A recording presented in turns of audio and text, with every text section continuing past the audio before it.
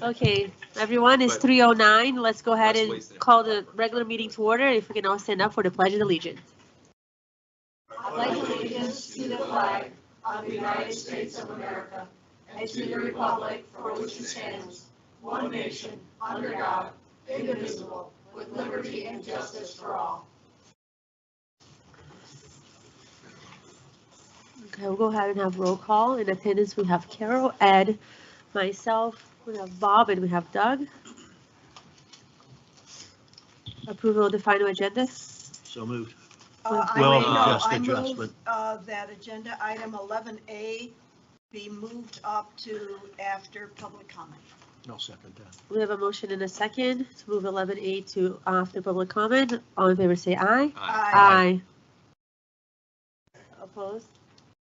Okay, so 4-1.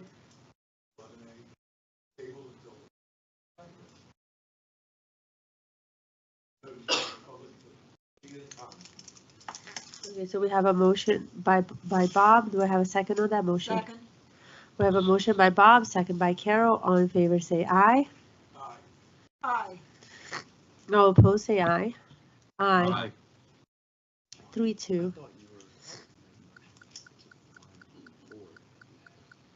Well, it's not a requirement. All right, so we had, One second, but I thought your motion was going to be moving forward. well, you just Yours took was, up- yours was just item specific. So if it happens in the future, you know.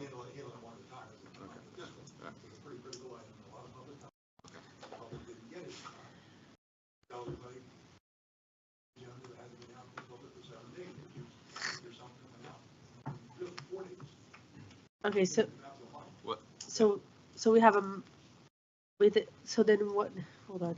We move I it have, on to move it public into public comments right now. I have two. Okay. First one is Vince Lofredo regarding lift stations and Gateway future direction. Just a reminder, you have 3 minutes, and please announce yourself when you get to the microphone. Vince Lofredo, Stony Brook, 9871 Bluestone Circle. Reason I'm addressing you today is I heard about the vote last week. I'm really concerned in the direction of Gateway. I'm going to tell you something, just personal opinion, but I think we're going in the wrong direction. I think the concentration on infrastructure is being totally ignored for too many years. The latest being for Stony Brook lift stations. Chelsea was kind enough to set up a meeting back in September, and it's been addressed. One particular lift station that's getting the other three, or actually 4 leading into it, and it's had a smell literally for years on our main street. Carol, I think you brought it up at one meeting. You wanted a monthly report on those things. We didn't get any. We've been waiting over 2 months now. I put a public, put online, and the request for the last 2 months, September and October, on what exactly is going on. Our community wants to know. And as a member of my board, I constantly get questions from the residents in Stony Brook on what's going on with lift stations, particularly one resident who has put up with this for a long time.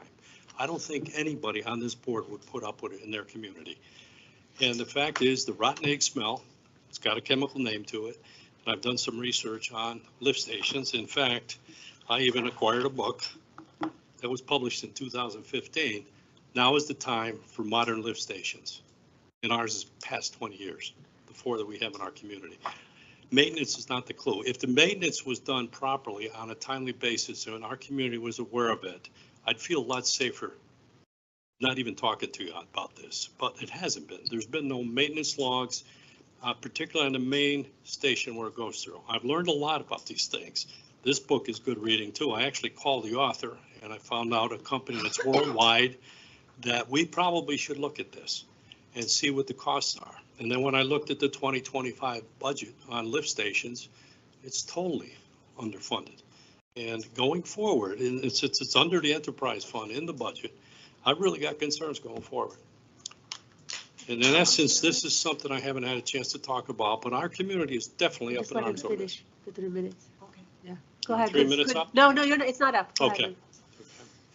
And anyway, Chelsea's been kind enough, and I've relayed this to her. I said, you know, this is one part of a whole community, and I understand you're busy. It's one of those things where we want communication. I believe in transparency. I have a lot of transparency in my community when it comes to being treasurer and also working with other things, like the infrastructure is old. I'm worried about weirs. We've had 3 flooding events this year. So when you add the lift stations to the flooding events and the irrigation system, which is costing us a ton of money, plus the legal expenses that have risen the last 2 years concerning the roads, which has been turned down for the second time. I'm going to tell you something. We're pretty angry. And the groundswell is there in our community because I'm putting the budget together for this year. We don't have the liberty you have in raising taxes, so we limited our increase. I'm just gonna So ask to going wrap it up. forward, it's going to be a lot more. Thank you, Vince. Right. Yes, Maybe Chelsea just give us all an update, yes, please, Chelsea. Yep. So staff's meeting with the gentleman who we hired next week because of the holidays. Tests are going to be studied over a set. Hired internally or vendor? Tetra Tech suggested this. This guy does this as a living. He's an engineer. Third party, that's what I meant, Third yeah, party third party. vendor, yes. So as soon as they start to do their analysis and make their recommendations, we'll have that information and it will be for public consumption. Could So- we have that as an agenda item on the January? I Under don't know. reports, you just want to put it under the reports? I Public will- Works I report? will if it's available, but I don't expect the vendor to have it that quickly. He's got to Oh. take some time to do the analysis and take the readings and all of that stuff. When do you think we could? I would look say at that? February. Oh, okay. And Chelsea, based on the other lift stations, and I think we've had this conversation before, I think it's this one, and there might be one other where By we the have. Girl church. Scout, By the church. So there's 2 that we have similar yes. issues. Okay, so can we just create some type of project specific, lift station, Yeah, we're going Yeah. to start with, start with a project. Let's identify any key stakeholders, which could be Vince or someone from Stony Brook, where we maintain regular updates. If we have certain meetings where it's applicable to have a stakeholder representative from those communities come in to sit in. I'm not saying it's a weekly thing, but just for the transparency of communication, I think it's important.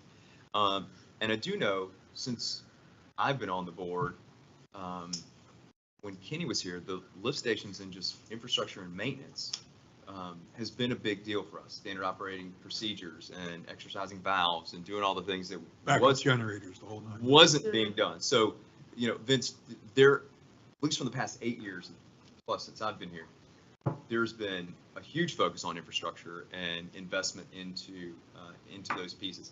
I do understand. All key pieces. Yeah, I do understand that there's definitely some aging going on, and I've talked to people in our community, and 1 minute it's, oh yeah, it's better, and then talk to someone else, and it's like, no, there's the smell there, or it's this week and it wasn't last week, and it is a problem, and I live close to that lift station, so so if we've got a specialist on board now, correct? yes, they're meeting. And they will determine.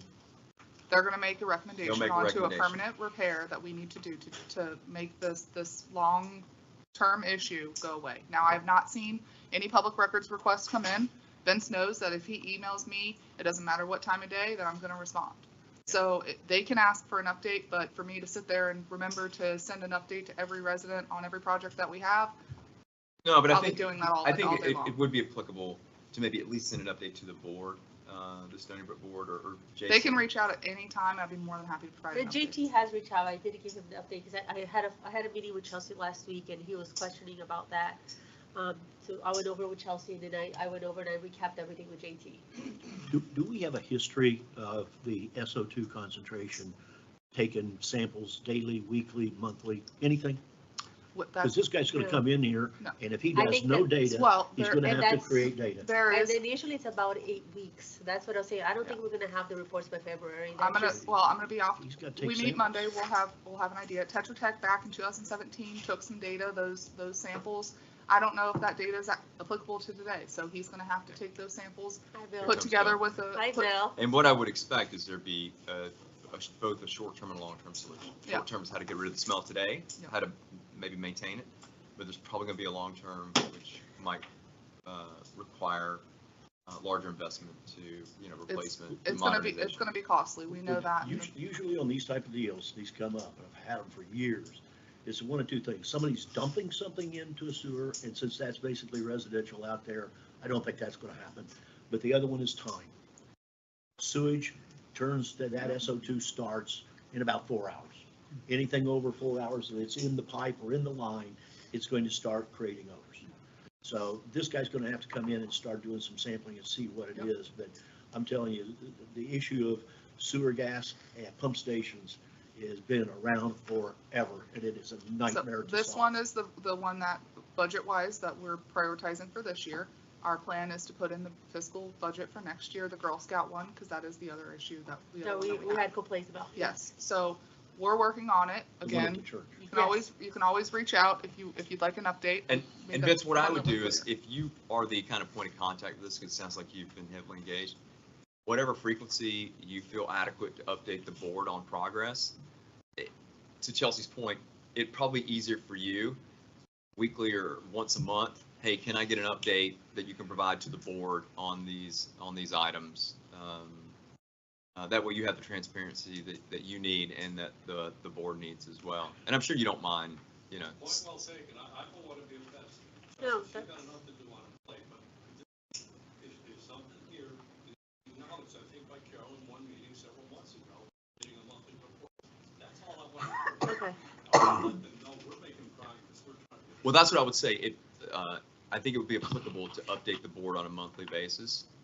So maybe if you can figure out, all right, if the first board meeting is on, you know, the first Monday or whatever, But- just send a request a week prior to, say, hey, can I get an update prior to the Well, and the Monday? projects are I'll always ask. updated in our monthly reports that are at the second board meeting of each month. Obviously, you don't have one this month, so that'll be in January, but yes, you can always reach out and ask for an update.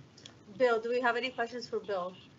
Carol, did you get your answer from Chelsea? Was that good enough, or you want an additional explanation from Bill? Well, I guess, is the smell still a daily thing? Bill Shaw, Gateway CDD, Utility Manager. The smell is a constant. There is always H2S present in a wet well. There's no way it cannot be there unless you have something that is physically eliminating it. There are, in the Stony Brook lift station, and I think the commonality with Stony Brook and Girl Scout is they both have 4 other lift stations that go to them. So therefore, there's 4 flow and turbulence. We have bought a device where we are starting to take daily reads. However, we only read those on the days that we're here. That doesn't happen 7 days a week. We have a kickoff meeting scheduled for Monday afternoon with the engineer, the contract and everything. Tony had to go over it and all that just got done. So we've been working on that in the background. So the kickoff meeting, he is going to deploy devices outside of the station and in the outside air, the inside the well, and pick up on the gases and tell us what's going on, because we don't know everything that's going on. Okay, so to the So- average resident in Stony Brook, we haven't really addressed the problem, So because Well, there we have still tried is some always stuff. smell. there's But they don't know about the internal stuff that we've been doing. there is an odor control unit at that station. There was an issue with the odor control unit. It has been repaired, Oh, and it has gotten better since it has gotten repaired. So we had a delay on some parts that had gone out, and it took a while. And one thing went out and they fixed it, and then a week later, something else happened to it. Okay. So And the vendor does supply us a report when they do come out, that odor control vendor. That is something else that has since changed. they have started Let's just be clear too. doing that. And I don't know if Vince has any, but the radius, and because I live across the street and to the right, so I'm in close proximity. I've never smelled anything. So there is a couple residents where it's reoccurring to them, correct? So Okay. it's just to be clear, it's not like all of Stony Brook smells. And it also depends on which way the wind's blowing and other factors. So it's, And you're never gonna be able to eradicate the smell completely because it's just part of the process. we're also next to a landfill So- as well. We've also introduced air into the stations as a means of cleaning them. Cleaning. So that is making progress. That is an ongoing, it's running At the smaller stations, we were running at 24/7. At the larger station, because we did do a preliminary read with an outside vendor. They were trying to sell us equipment, but we got information out of that vendor. We were seeing a spike every night, like from, I think it was 6 to 9. When people get home. Right. And a spike in the morning from 6 to 7 or 8. People go to work. Bill, do our force mains come into the station, turn down and go into the pit, or do they create turbulence? No, they Drop in? drop in. You might consider a 12 to 18 inch extension with a 90 and take the pipe all the way down to within a foot of the water surface and stop that turbulence. That's issue one that I found successful. Another one, have we ever tried drip hydrogen peroxide? We have not. We started looking into it. Ought to try that. That's another one that is relatively inexpensive for hydrogen peroxide compared to some of these other treatments that these guys give you. And they masquerade hydrogen peroxide treats. That's Hydrogen peroxide treats, but hydrogen peroxide is also unstable and we can't store large quantities of it. That's problematic. So, and for that station, you would But require it might be large something, quantities. it might be something to try though, on a part-time deal, as like a temporary drip station setup, and just see if it has any effect. The vendor that we engaged basically did free radicals with ozone, creating a peroxide. That was very expensive. It's expensive. So, Thank you. We're working on it. Okay. so it's all things that are in the works. All right. So, and we've added a section in the monthly report For that. about the odor control Okay, units. perfect. Yes. Thank you, Bill. Okay. The next, I have one more, Ed Hedges regarding item 11A.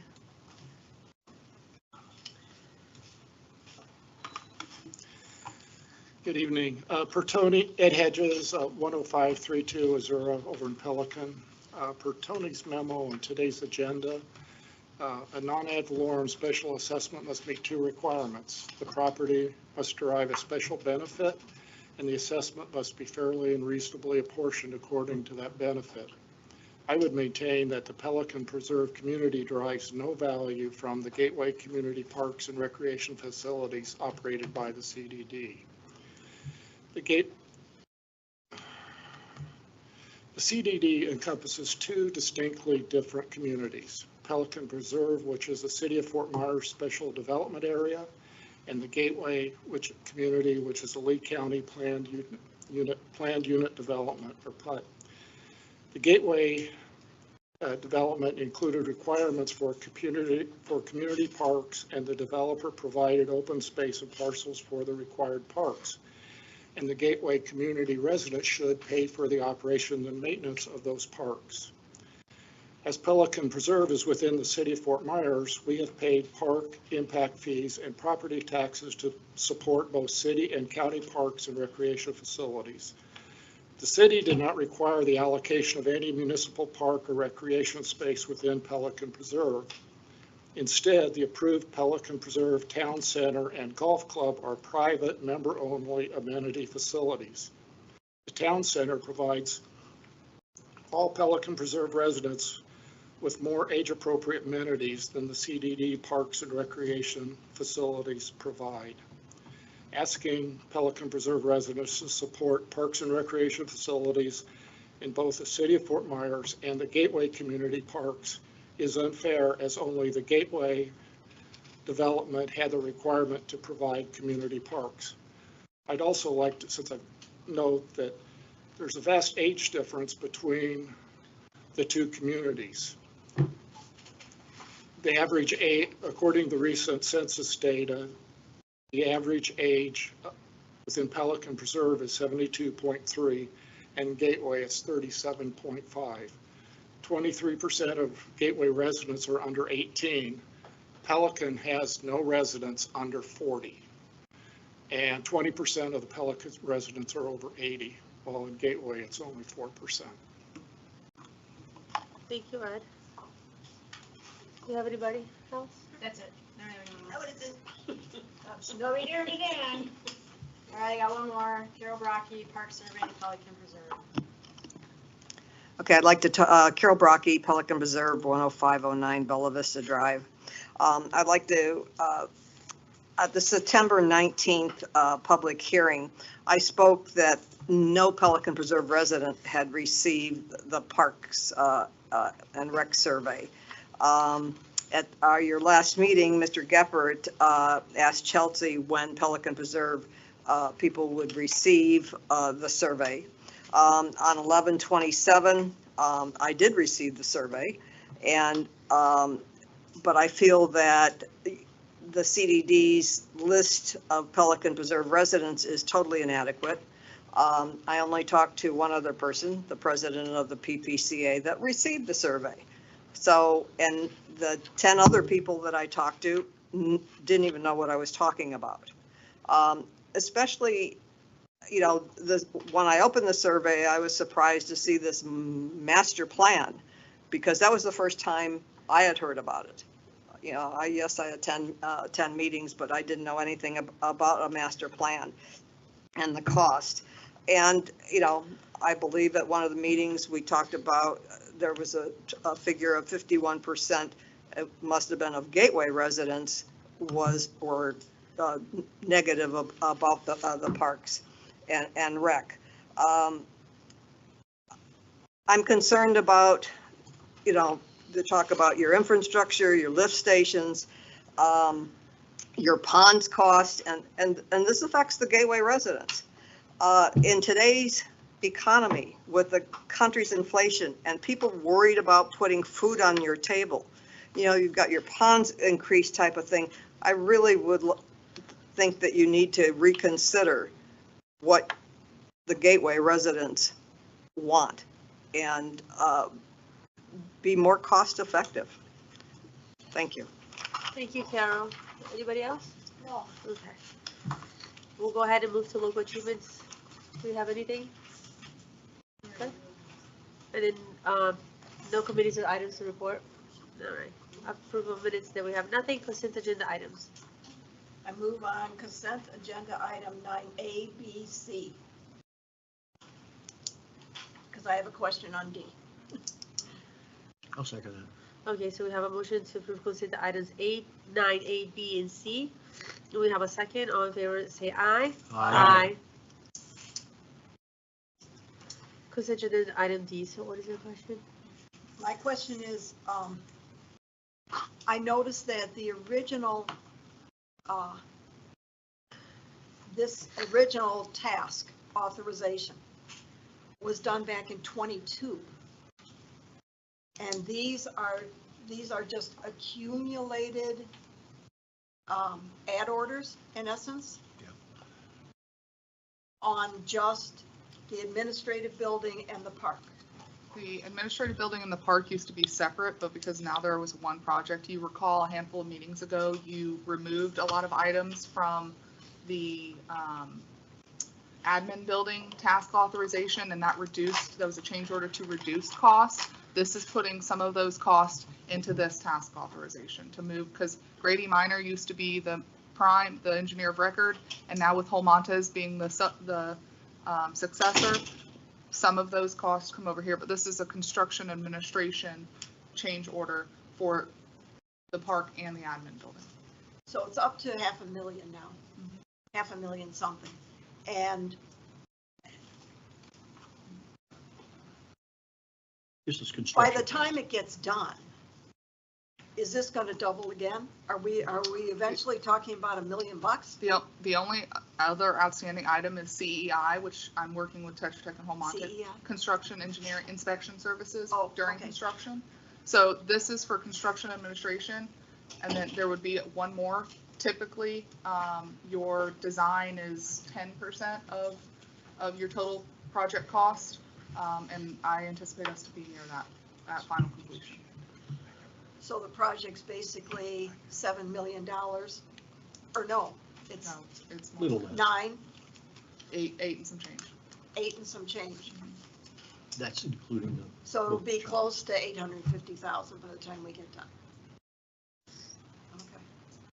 Okay. All right. Did I answer your question? Anybody else? That was the answer to my question. I'll make a motion that we go on ahead and approve change order number 2 in the amount of $128,780 for the Parks Plan and Administration Building. Second. I have a motion and a second. All in favor, say aye. Opposed? Aye. No. Russ, aye. Do you want the same sign or do you want us to say no? Whatever you want. Okay. Are we gonna skip, we were supposed to move item 11A up after public comment? Did you want to do that? Yeah, we will. Yeah, we don't have any district engineer, so that's what will be next. Mr. Wire. What is Ross? Okay, then, I move that we give direction to Russ and his company to, on the roads component, to use the baseline method moving forward I'll second in that motion. their calculations. I'll second that motion. Do we have a, This is for roads. This is giving you direction. Right. Okay. roads and landscape? Yes. Yeah. Yep. Using the baseline. Baseline, using the baseline methodology. Okay, so we have a motion and a second. We'll call for a vote. All in favor, say aye. Aye. Aye. Any opposed?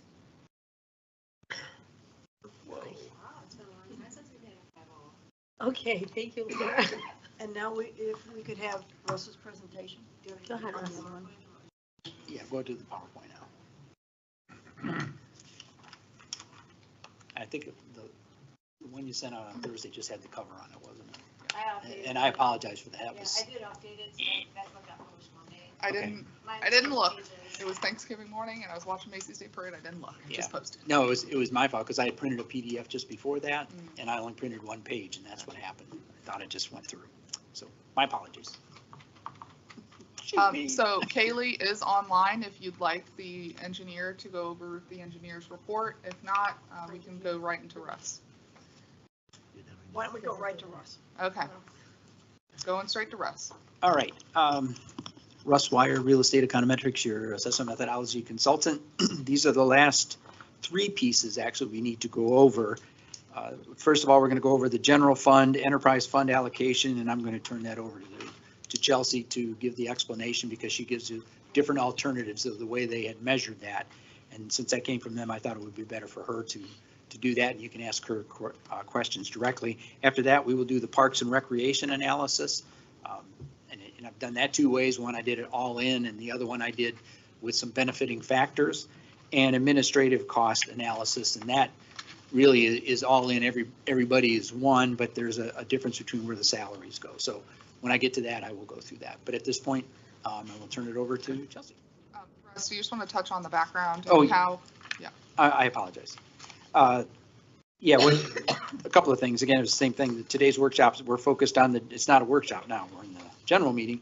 But this general fund, enterprise fund allocation, the Parks and Rec assessment benefit, and the administrative cost assessment benefit. And the district engineer has opined as to the Parks and Recreation capital assets and to the administrative assets of the district. So we do have a supporting, once we do the final methodology, we'll have a supporting engineer's report that will go with it. And that's what the methodology is based off of. And Chelsea, did the engineer get everything? Yes. Do we have any other assets that he didn't list there? Not to my knowledge. Okay, thank you. Depends on if you accept some straggler parcels later. From WCI. Don't look at it. You're up. Okay. I'm going to kick it back to you, actually. In 2020, can you just explain to the board how the administration was calculated? Yeah, basically, back then, it was based, I believe they did it on time. That was back when Chris was there. I think your report said payroll records. Yeah, that Payroll records to determine that's correct. And that percentage. was based on time. So it was based on the percentages, and that's how we got to the 59, 41%. And then the 41% was split 2/3, 1/3, which was 27% and 14%. And that's where the 14% for Pelican Preserve came. That's where that came from. Okay. That is correct. And back at that time, that still came from staff, of course, but we validated it. It was ironic. The way it worked out was based on the number of units. It was 2/3, 1/3. And it was also based, let's see, we did 2/3 and 1/3 on that. And then it was also based on the acreage. And that was 2/3, 1/3. So it all, everything worked perfectly. But we think really the time factors, and she's going to give you 5 different alternatives to take a look at how we divvy that up, because that's the part that comes, that's the administrative part that falls into the administrative part of the budget. So. All right. Okay. So with that, So your initial idea, the basic idea was you figured out how much was enterprise fund. And you took that out. Correct, And then you did the 2/3, 1/3 on the stuff that was left. correct. So we're going to deviate from that now? We're going to try other things, or is that same basic thing, you're going to use different measurements? Just different measurements. yeah, Okay. essentially, Okay. multiple ways to skin a cat. right? Okay. So, you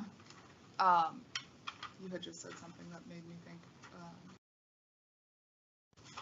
The key to that, though, is Pelican in their 14% was not paying Parks and Rec because of the Rule 6. Now, when this was adopted back in 2020, I'm assuming, I haven't had a chance to go back and look at the records, but the staffing time was charged at 14%.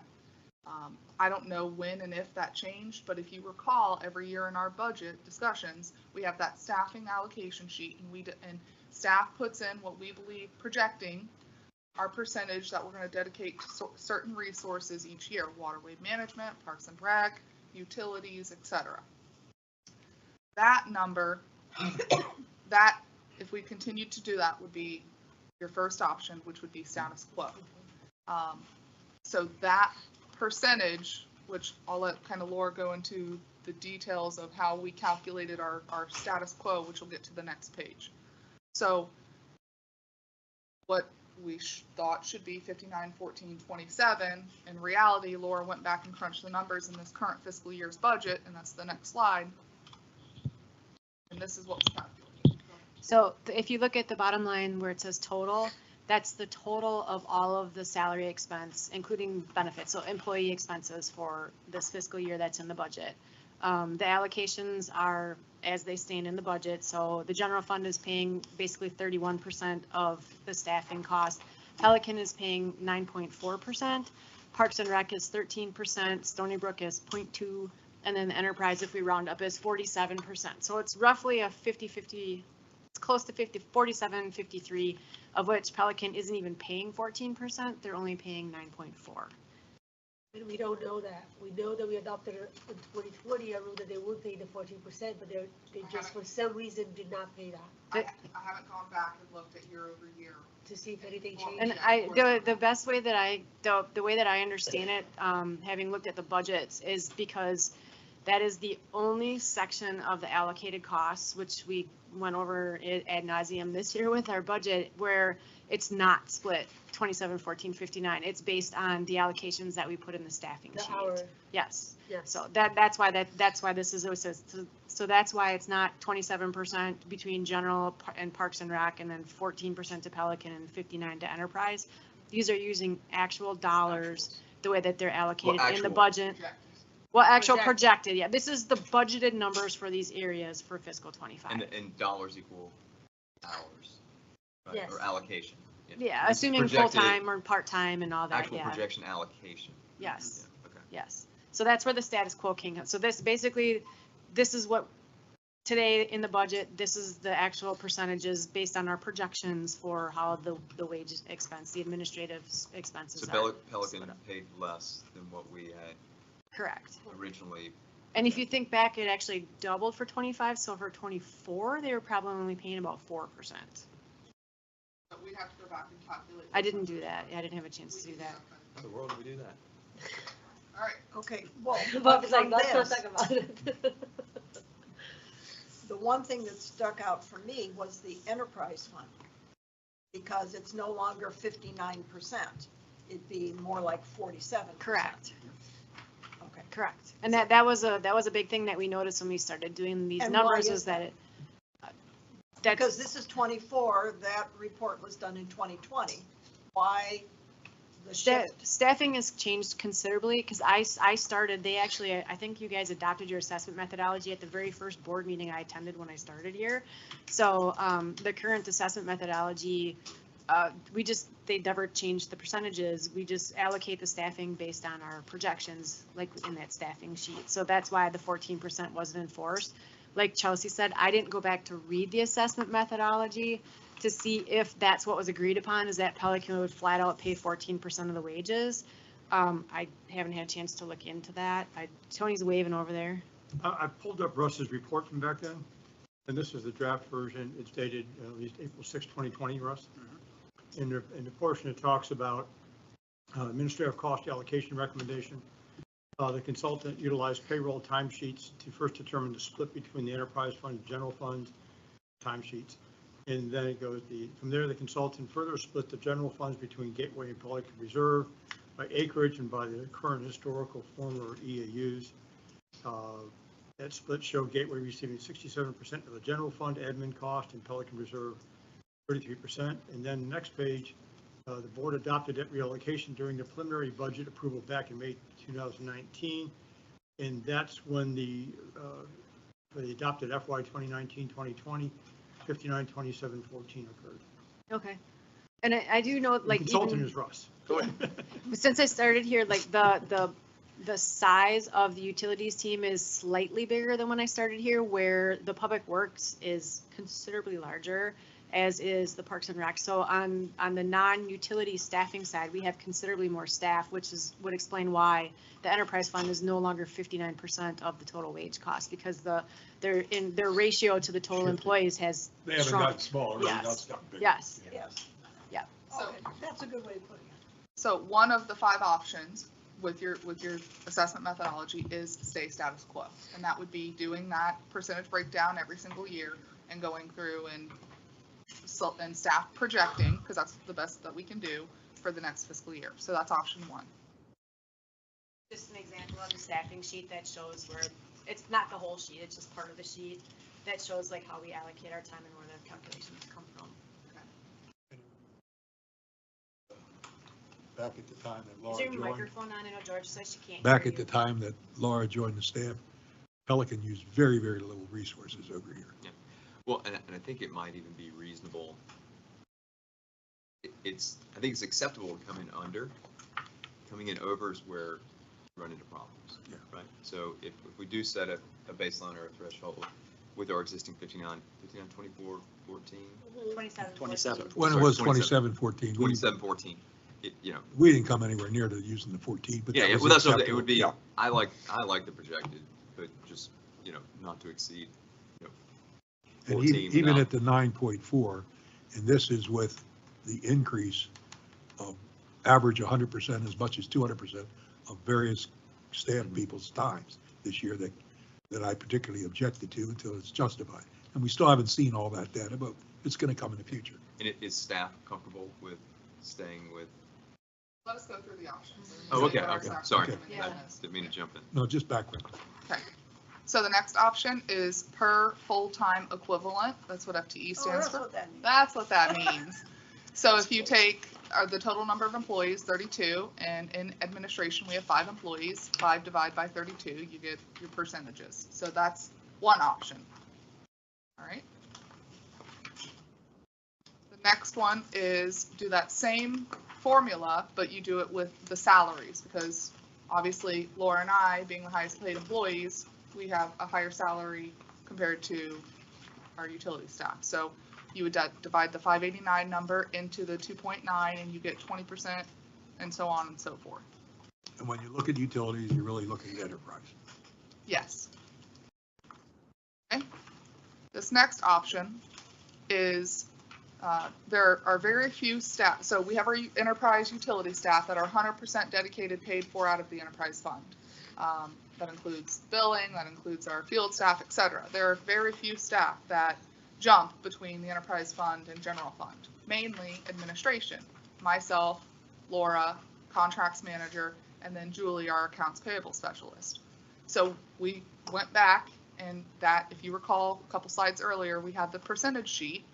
60% of my time was dedicated to the utilities fund, 50% of Laura's, 25% of the contracts manager, and 10% of Julie's. That money needs to be moved from administration, that all those percentages, to the utility fund or the enterprise fund. So this is that equalization Yes. or balancing that we're truly. Yes. So what you see is a 50-50 split, essentially. So that is one option. Is this the recommended approach from staff? This is the third one. So there's another option. Yeah. This Okay. is, this is That's off. 5. Yeah. All right. And then the last one goes back into this 1/3, 2/3 split. So the total is 2.93. If you take out utilities, take out 50% of it, and again, this is up in the air depending on how you choose to handle your the Parks and Recreation. You would take the other 50% and do 1/3, 2/3. Or if Parks and Rec, you choose to give Pelican a reduced amount of Parks and Rec, you give them whatever that reduced amount is, and then the rest goes to the Greater Gateway side. Again, another option.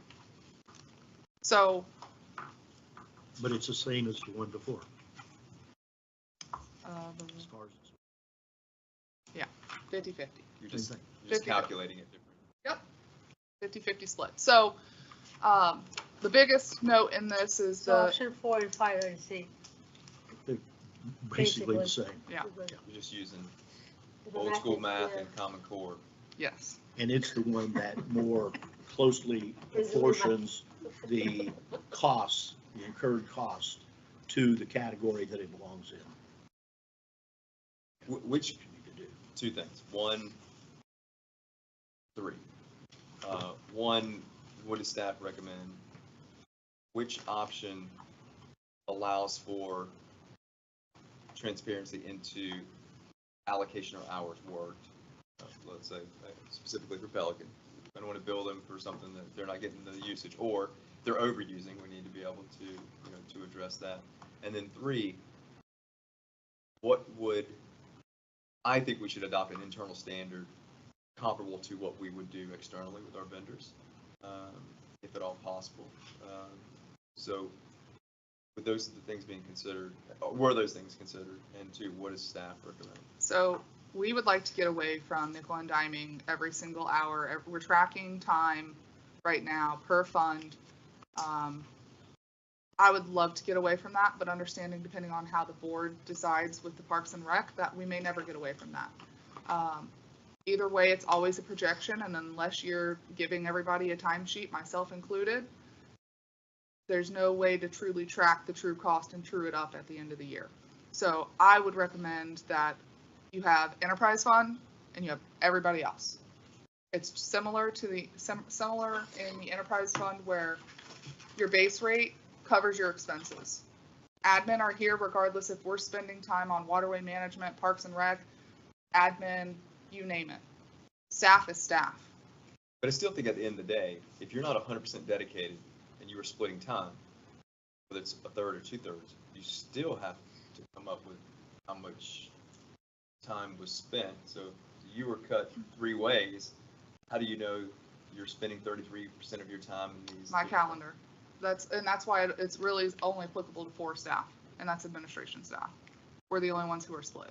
You, Julie. Your only other way of doing it is just lump it all in and everybody's equal. Yeah, that's the only other option. That's the only other option. That is the easy way. Which is the That is cleaner, very- right? and it's a lot not cleaner. tracking. Everybody in this gateway, whether they're in Gateway proper, they're in Gateway Greens, they're on Pelican Reserve, they're in Stony Brook, everybody shares on your salary. Everybody shares on Laura's salary. Everybody shares the same. Well, that the only works way if of you're doing getting it. your value out of it. It's the only way to do it. I mean, it's easy, yes. And there's a number of ways to do it. But anyway, the downside to doing that, and I'm not totally opposed to it, but the downside is that when costs have been unearthed that we are paying at Pelican, steps have been taken to cut them back. The number of meetings have been reduced to not have so much staff time, the number of people coming to meetings. And the only danger I see in just having a blank number, then there's no longer an incentive to be more efficient. The other factor in all of this is that there's a lot of resident volunteer time in the gateway, in the Pelican portion of all of these costs. And I'd hate to lose that. These people are dedicating their time and effort to make the community better, but also to save us money. So while I will support the deduct enterprise fund, I would like to continue having the record keeping of what people are spending so that we can look into it and see if it's really makes sense for us. Bob, is there any additional opportunity to offset your existing costs with having the ability of more utilization of staff? Our gateway staff? No, staff, I'm not talking about Yeah, volunteers. if we use more staff and we take items away from the people over there, And I'm not talking about volunteers, I'm talking, things that would account for true costs. Because your volunteers are your volunteers. yeah, but they're so deeply ingrained in things. I mean, to be checking on the work that's done, to check every single invoice that comes over. If they're not doing it, it would fall on staff to do it. So there would be a corresponding, either way you go. Yeah, and I'm not talking about your volunteers, I was just saying, Okay. are there, because I know that And when you I say guys- volunteers, I'm talking about the 3 subsystems and PPAC. That to me is the core of the Yeah, I volunteers. mean, people that are not paid, Yeah, but none of them are. but, Doug Zander goes out to look at the ponds daily. Yeah. Now, if he didn't do it, then. well, I probably- mean, like with your transition from, reduction of your use of your CAM and different things. Oh, we've gotten that efficiency already. Okay, Yeah, all right, that's what I was saying. Yes, If yes, yes. we're gonna do a flat rate. We used to pay then there- 95,000 for that, and There now will it's be 0. probably additional hours that could be leveraged of staff. I just didn't know if there was Yeah. a cost justification for you to say, like, yeah, let's just cut it, 3 ways and just be done with it, because there's additional things that we could lean on staff for that could either account for efficiencies or. And I'm okay with doing exactly that, Doug. Yeah, or there's benefit. But I would like to have the sanity check of the reports that says, But I don't think you would get that. Well, we could still give her that, we could still do the split even. And I don't see why we wouldn't continue to do it, because maybe in 2 years down the road, Pelican will say, well, there is no benefit of doing what I just agree on, which is the even split. So I think it would be a compromise of. I'd like to just see what it is. Making it easier for staff, making everything the same, the 14%. But it What won't do be I easier say? for staff if we do an equal share, and then we also tell them to keep count of their hours. That's what is, to me, it's Because ridiculous. either you go lump sum, or you do, I mean, it's like if we were to go to a contractor and say, we have 2 options, lump sum or Not to exceed. not to exceed. We're not gonna say, we're not gonna Say lump ask them sum, to do but one give thing, me but your also give pricing. me an itemization every week. See, this is the one that I will be in the middle, because I can see them meeting halfway and going up to the 14% versus the 9% that they currently pay. But I don't see, we're already doing it, it may be work for a year or 2, but. I just like to I think verify it. Yeah. And I'm not saying, Maybe I do mean, we for a should year, have some, not 2, but we'll we do should for be a able to year. track some of it, and maybe we do some random audits from time to time, but it's gonna be very difficult to do both, because Can you guys track on your end? Well, we don't Without even that? know until we get the report, what it is that they did for Well, us. can you, okay. Every That's single the staff person, other than utilities right now, is daily tracking their time. Myself included. So I have to take 10 minutes out of my day, every single staff person, to track our time and put in So you notes. created And then extra once a more week, I hours. have to put everything together to send it out, so it's. It's like what a law firm would do, I would assume. I don't know, but so I know people do this. It shouldn't be a burden, it really You're shouldn't. Pelican, so that's fine. If I was billable hours, I'd be What's- hourly, what's- not salary. What's the way the predominant of your clients do it? Just straight 1-to-1? For Well, don't ask administration- a question, give the answer. Yeah, but it's really different, Ed. I mean, mine are, I don't have different areas to go to. It's just straight, there's administrative costs and it's split equally. Well, that's what we're talking about. We're talking about straight Split administration, equal, but within the community, do they split it apart by area? Or is No, it just one just one. Where- shoe fits all? where it That's becomes what an I thought. issue That's what is we should do. if staff is operating over capacity and you've got to justify an additional FTE. Okay, all right, Chelsea comes in, we need to add someone, this member of staff. Okay, why is that? Because we have more work than this person can do. Okay, where are they spending their time? So you'd have to justify where the time is being spent and the justification for an additional FTE, how that would be allocated. So, I mean, most businesses keep track of their time, but it may not be forward facing to clients. Because you have to, you have to have allocation percentages, if it's 100%, if it's 20, whatever. Like, you'll do it on some level. You just may not be generating a report weekly, or or it'd be a structure that you would send to Pelican every week or every month. It would be more of an internal mechanism for staff to maintain your own allocation and your productivity levels. Is that accurate? When we were working to operate more efficiently, we'd look at the attendance at a subsystem meeting by staff. Sometimes we had as many as 4 people. We said to ourselves, we only need one. Get the right person there, but only one. So that was an immediate, just as an example, and I'm not picking. Then you could look at another person, like waterway manager. We've just added another person there. So bing, automatically, that's another 5% charge to us. Now, it's not a lot of money, but I don't think I get 5% out of the first person. And now I got a second person. So they're the things that I struggle with on a personal basis. I see the charge. I don't want to attack any one individual charge. I just have a hard time believing we really use them. Yeah. And I could be all wrong, could be using more. Okay. I could see the admin and the public works being on a one-to-one basis. And the Parks and Recreation is going to fall by wayside with the benefit factoring. Yeah. And that would make this so much simpler. I like the So much third simpler. option. Okay, so why did you use 50% for utilities instead of 47%? Because I accounted for mine, Laura's, Randy's, and Julie's time to charge to the enterprise fund. We moved it from the general fund into the enterprise fund, which raised that. And then so you reduced administration Yes, because ma'am. of that? Yes, ma'am. And Okay. that's what gets I'm it good with this. 50/50. So that would be the way I do it. I think I'm fine Yeah, with so- this option. If But I think 50% that's goes what to public too, but- utilities. I would like to, I'm So willing to go that this would way, be but I would still like for a 17% year. to Pelican and So that's what I thought sorry, no. 33%. 33, 14? 33. No, 33, 17, 33, 1/3, 2/3. But I think Mr. Tinkle just mentioned that the Parks and Rec would, depending on the board's decision on how you handle that, if that would be a proportionate share. Well, see, it's that is factored. That's factored. And then it goes to the proportionate share. Everybody pays the same on Parks and Rec, but what they pay is factored, as he will show. I think that's fair. I think I think that's fair. that to me solves that issue. Makes it a lot simpler. The calculation is simple. The theory behind it is simple. The problem we were getting is trying to get to a number that defines benefit. That defines benefit by reducing it down to as much as 25%, and even one of them was what, 6 or 7% over there For the Parks and Rec. for Parks and Rec. Yeah, it was 25 and 12 and a half. Yeah, Well, 12 and a half. we haven't gotten to that part yet. I No, understand, he but what I'm understands. trying to do is, you've got to do this first to go into Right. that. Yeah. And I think what Doug says, go with the 1/3, 2/3, and then admin and public works, easy, stay on the 1-to-1, and Parks and Rec do the Well, factoring. 1/3, 2/3, but how much are you going to charge to utilities?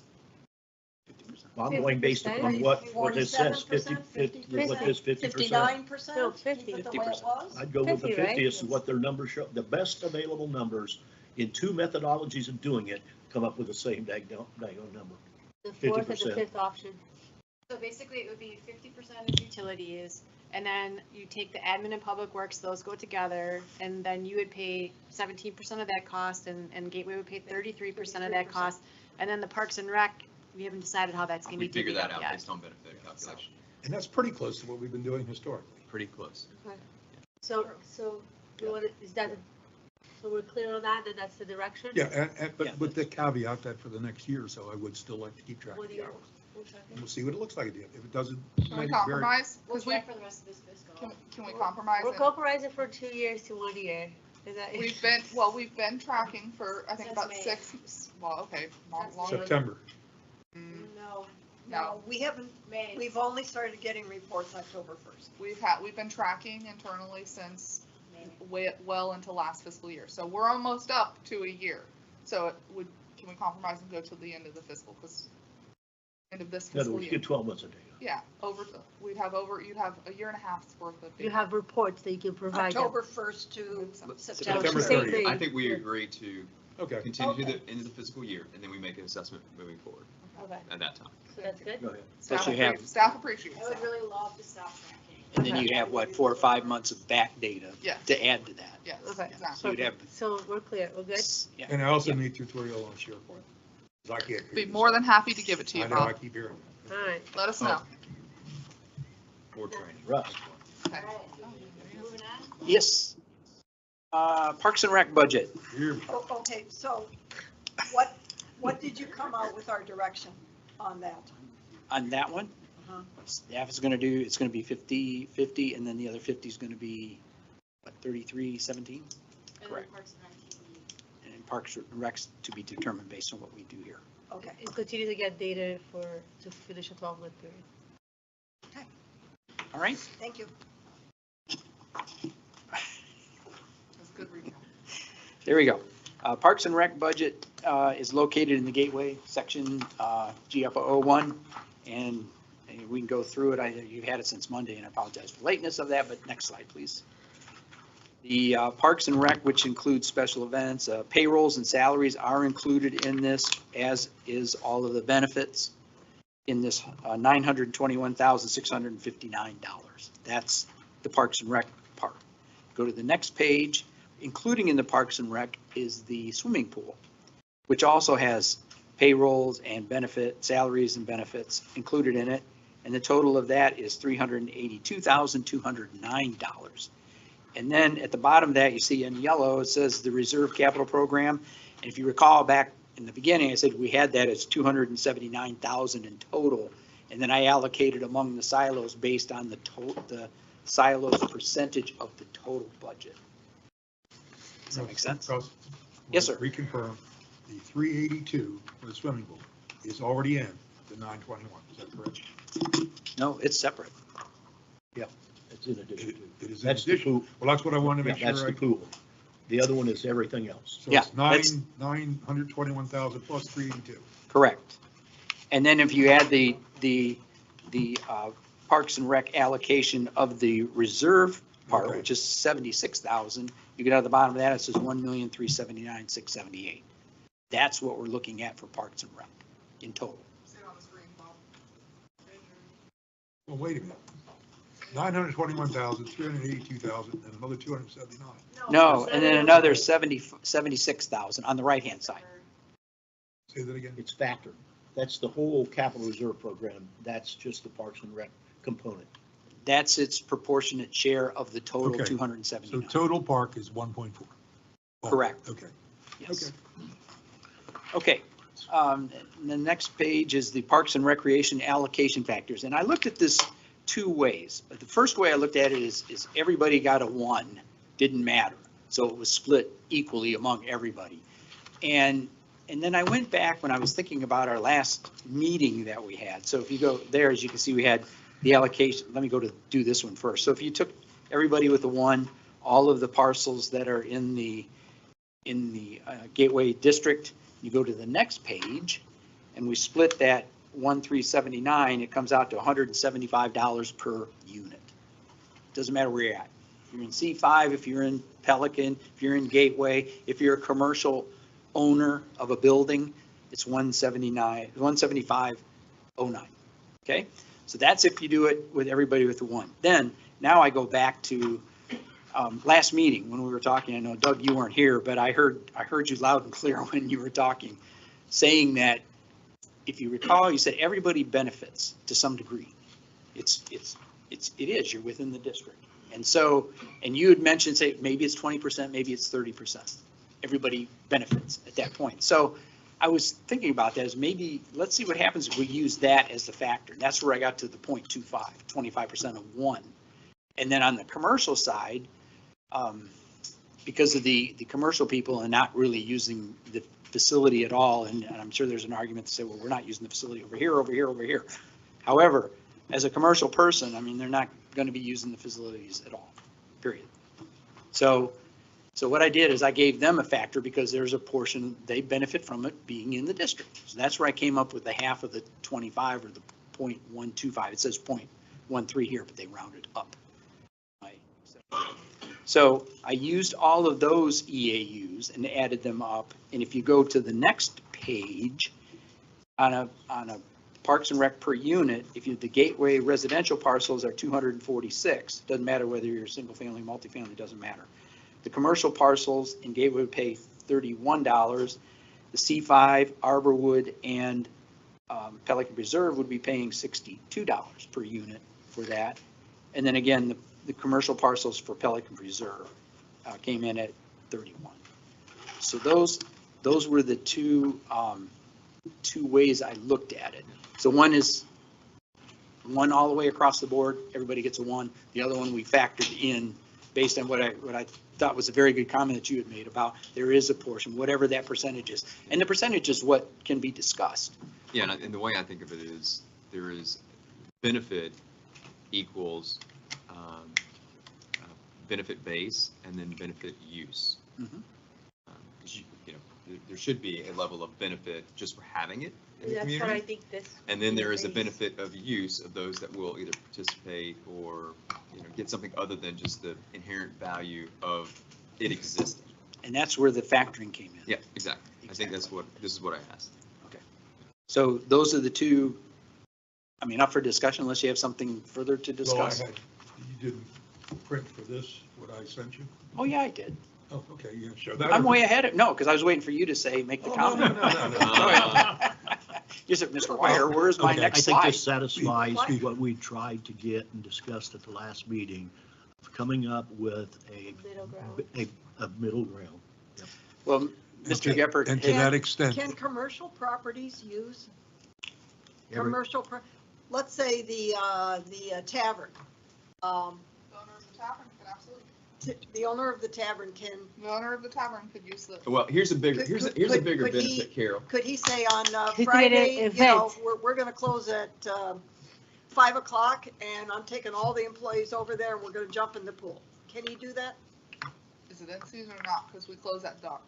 Oh, well, and he's not gonna close his tavern at 5 o'clock either. Well- But I'm just using that as an example. Could he do that? No, As a resident, as an owner, Property. as a property owner, he would have the right to use the Parks and Rec facility.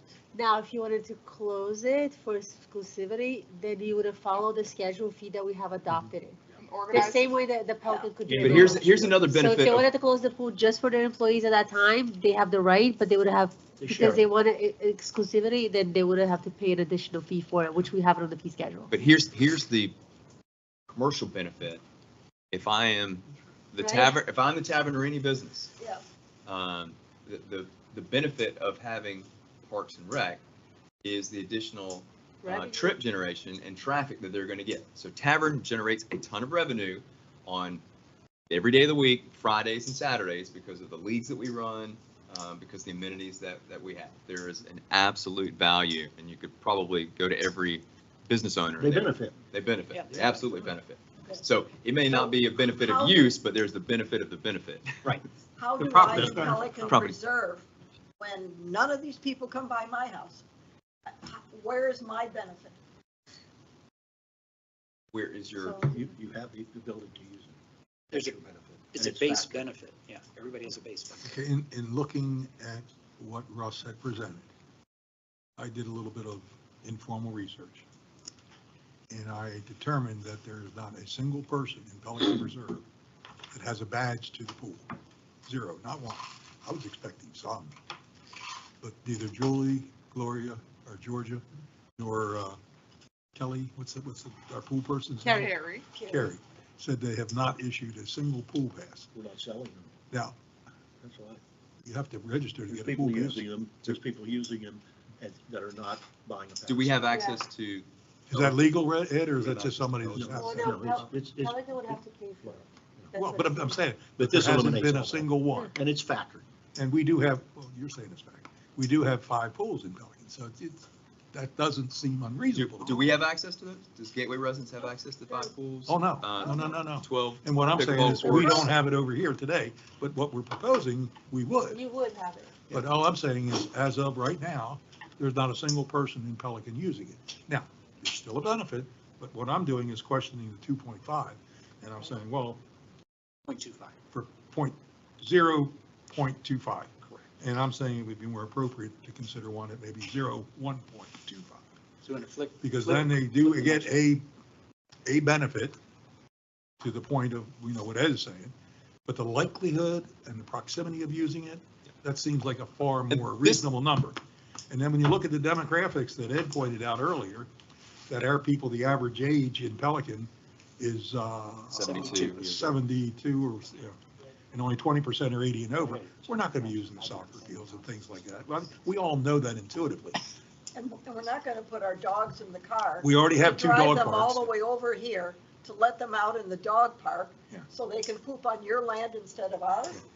Well, No. and this is where we have a conversation Yeah. about That's what's the why- right, that's why we're what's the right talking. number. Yeah. That's exactly why we're That's talking. exactly where we wanted to be. So, and Just I so you looked know, at that. I put up your Thank you. I see slide so you that. see And this is kind of, I thought, well, maybe Arborwood is a lot closer. The same merit would hold the same way there. Daniel's apartments are going to be more closer, more central. But the other 4 areas, the commercial properties over there, our commercial properties, Pelican and C5, it's very unlikely. Is the point Well, one, but point C5 13 just doesn't a have a random? pool. But I say it's possible, but it's still, so that's the number that I came up with that seemed something that I could probably live with and sell. I I'm think that's comfortable reasonable. with the 0.25. Here's a question. Sure. Would the city, because you guys were just imposed park fees, right, by the city of Fort Myers? We've always had that. But you're you just, have an increase now. you just had an Go increase. The city. Yeah. Yes, yes. Increase. We don't use them The either. city. but That's my We point. increased It was the 1-to-1. Yes, they just passed a referendum. I don't know what it was. Yeah. I'll let Carol answer. Yeah. $75 million bond issue. And so it was 1-to-1. So I think I'm comfortable with the 0.45 on this. 0.45 what? No, 25, sorry. 25. So The point, nasally. the 0.25? Yes. And I think that And you like. it's all, none of lower. it is palatable, but the 0.125 is the most palatable of the other choices. I don't have a problem with meeting in the middle on that. Maybe it's 0.15, but I understand Bob's point, and I think, well, ultimately what I feel like we were trying to do is get, again, to our philosophy, get to one gateway. 2, One gateway CBD. do it in a manner Ed, to I'm where. gonna ask you, hold on, I'm gonna ask you if you want to make comments, because you've been making the entire meeting. I'm just wanted to ask you to be respectful to this board. Thank you. Is to operate as one gateway, but also do it that's fair, balanced, and defendable. And we also wanted to mitigate what we've been hearing for years and years, which is Pelican doesn't pay their share. So by doing this, Pelican will pay their share. We just need to figure it out. I'm okay with, They'll pay I'm fine a with share. 0.15. Okay. I think I'm comfortable with that. Where did you see 0.15? I didn't, it was, He was It was- recommending. it was Bob recommended had Bob. 0.13. Well, so I it was just- 125, but yes, that's what I had. Or whatever it Yeah. was, but, 1.15, if 0.25 is a little higher, I'm okay with. If you're going to split it between the 125 and the The 25, it's that's- going to be 1.75. That's what. Then 1.75.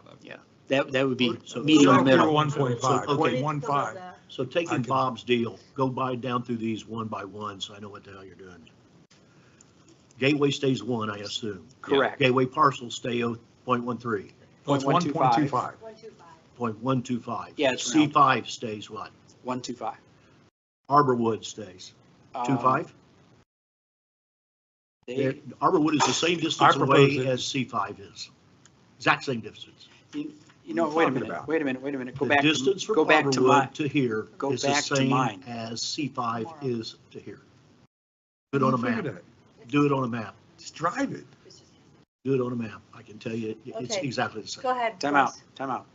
Going back to Ed, we need to go back to the original one, because this is where we had, it would be Gateway 1, the commercial parcels 0.125, C5 would be 0.25, Arborwood would be 0.25, Daniels Parkway would be 0.25, that's what I had. Pelican Reserve would be down to 1.5 or 1.75, whatever you choose. 1.75. 1.25. 1.75. No. I said 0.1, I thought you said 1.25. 0.175. Point. Yeah. Point 125, not 0.17, 0.125. 125. And That's what you were recommending. That's what I but was. He had And I recommended originally heard from 1.5 Doug, to he'd support 1.75, which I 1.5. think, I would go Split. 0.17. And he's Yeah, he saying wants do to go 1.5, it's 1.75. 1.75. Because yeah, that splits the because difference that's why between Russ says 2.5. I division. don't want to split the difference. Again, 0 people in Pelican are using the pool. Well, don't go down that road. Well, I gotta get down that road, Ed. And the soccer. There And the is a soccer park. We don't And use the them. dog We're never park. gonna We don't use use it. And Bob, the I have to linear argue, path. I have to argue to 1,500 people in my community that don't want it either, but they have to pay. What's the difference? Well, that's what you're doing when you want to flow Let's try- in area 9. Let's try to No, compromise. that's here. why I'm trying to Let's, you know, compromise. That's why I'll go You're 0.1725. saying Well, 1.3. if I'd have known we were going to compromise, I'd have come in at 1.0. Well, we would have. I was trying to get to where the number I wanted. Yes. So, Russ, can you explain why you rated C5, Arborwood, Daniels, and Pelican all the same?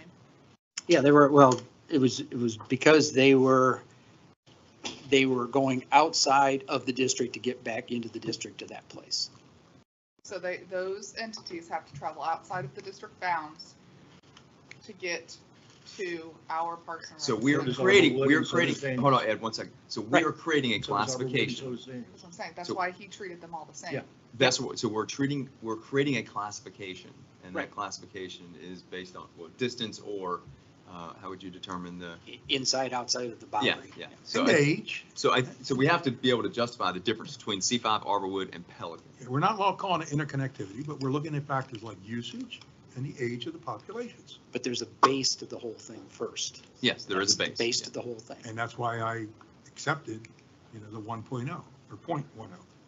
Now, do we all agree that? Got that on record. 0.10. Hold on. Do we agree? 1.75. And do we agree that C5, Arborwood, and Pelican should be classified the same, or no?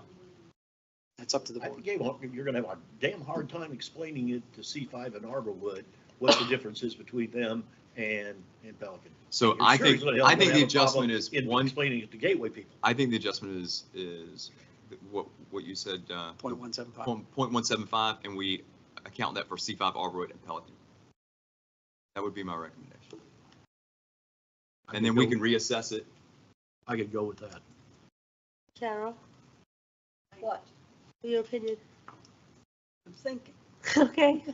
And you'd really need to see the numbers. So, I mean, we can throw out Yeah. percentages all day long, but, we Well, want to it's a look at. difference between 61.58 It's going to be about $45. and 40 some dollars. Yeah, it's going to be about $45 versus 30 versus 60. 60 is the 0.25, 125 is 30, and so it's going to be the difference. Somewhere in between, About 45. about $45. So Yeah. less So- than, less than Well, a dollar a could- week. could- Yeah. could Well, the Carol difference Rocky is be recognized 15, to about say- $15 from the lower to the upper. Yeah. So Correct. $15 is the difference. Correct. I think that's reasonable. And that's doing what Doug doing, taking the 0.25 and going to 0.125 or 0.515, which one? We need to go to- One go to Easy, 0.17. 1.75 for all three? Yeah. is 1.7. So it's even. Because even I can remember that. Okay, I could go with Point. You One, can go two, with There that. you go, you remembered the point. Okay. 1.75. I like that, 0.123. That's, Yeah. that's an easy 0.123. number. Okay. So we'd be, It's I mean, to me, making- that's- So meet in the middle, yeah. Yeah. I mean, that's, And I guess the question for Russ is, in his opinion as the Is your consultant, mic the on, Tony? expert, Mike? is it fair and equitable and defensible from your perspective?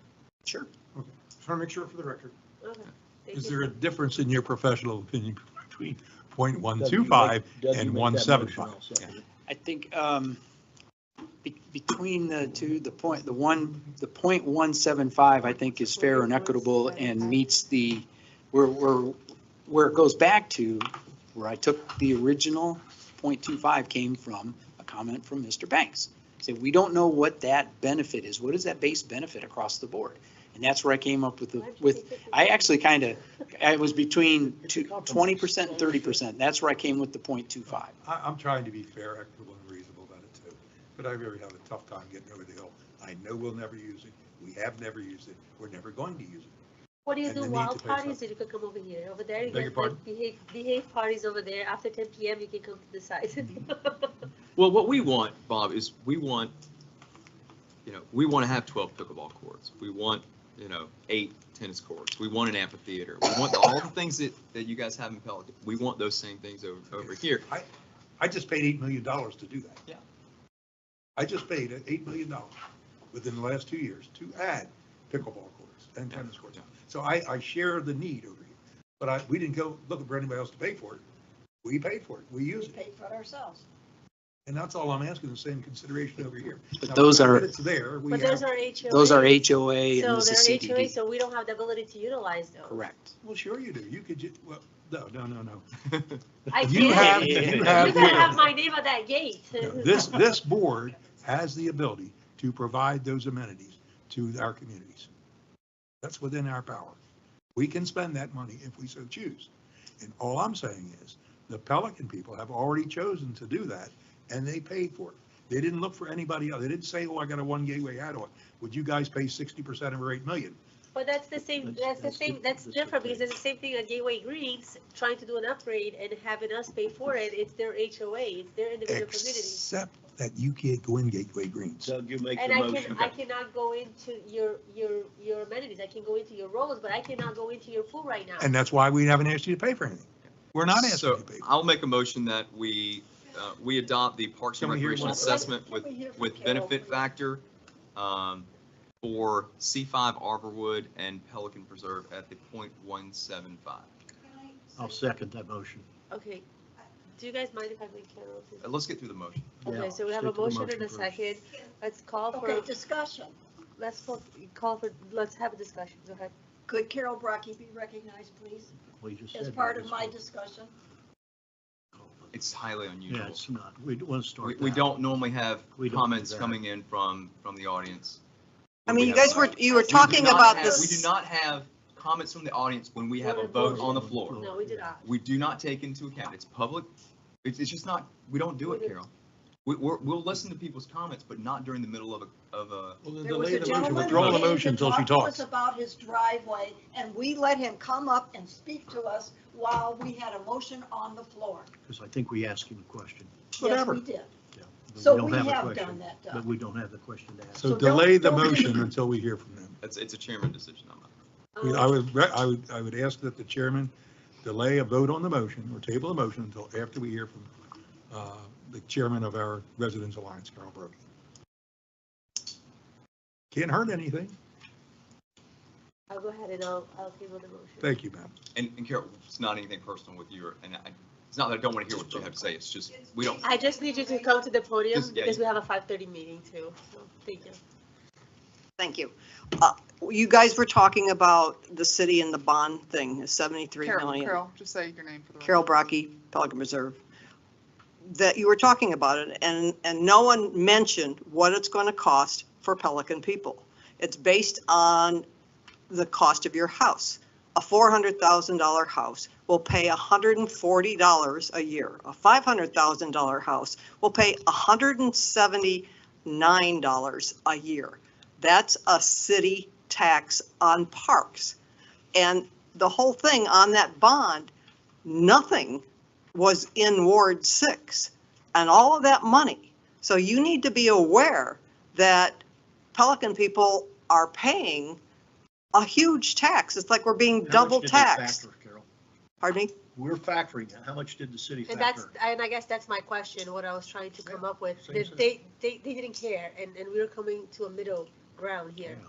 They just said, that's what you're gonna pay, regardless if you're gonna use it or not, that's the money and that's it, that here's the bill.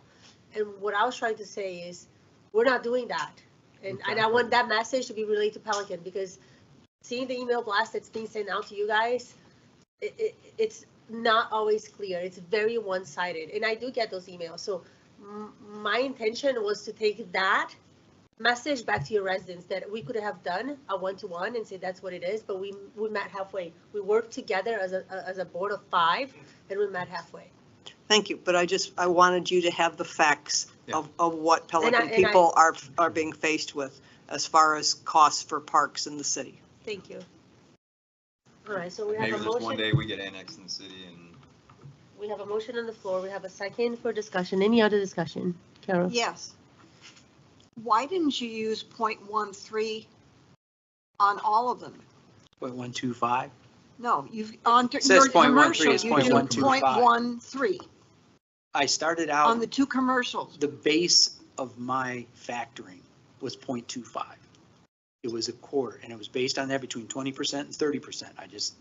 That's what I heard. I thought that was very reasonable. Now, Okay, what I did, then But- I used the 0.125 for the commercial parcels because of, everybody has the base, that's their base, and plus the usage. They're not going to use it where you have the opportunity to use it. Then why can't we apply .13 to C5 Arborwood and Pelican Preserve? You can go the other way. You can. Because you can if hit- that is your base. We could the argue that- .13 Listen, you is can your do it the other base. way. We You could can argue raise that the commercial has more of a benefit than Pelican. Yeah, so if We you want to could do argue. that, Yeah, well, then raise the Pelican, I or mean, the, the tavern guy could take his people over to the pool. then raise the Well, I'm not- commercial up but to my point is, it's not about taking .175. them to the pool. It's the benefit that they get as a business by having that amenity there.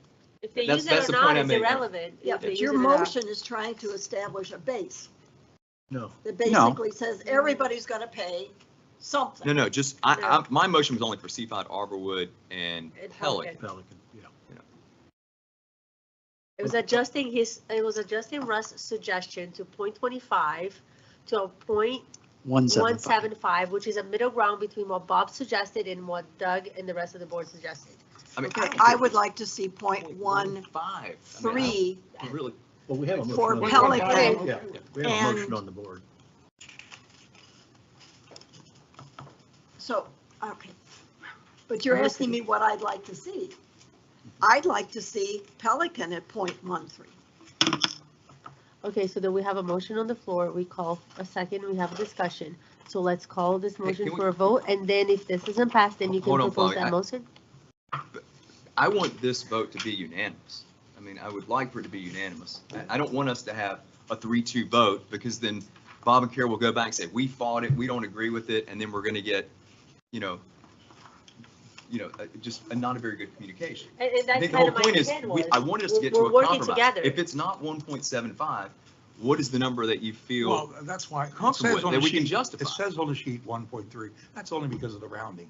That's where they came to the 1.25. That's where I got to It the. is Oh, around. that's, It is around, it's I- that's why I so was- would you accept 1.3? Because I would be okay. .13? I would be okay if we drop it for C5 Arborwood and Daniels to what they feel is, that they would vote for. I would come right back over top and subsidize that increase on the commercial Commercial side. side. Because I do think there's benefit. more of a benefit on the commercial Okay. side than there is. My only concern is So you want the utilizing commercials to be I'm not saying offset. .25? No, in terms of subsidizing. Yeah, I'll retract that.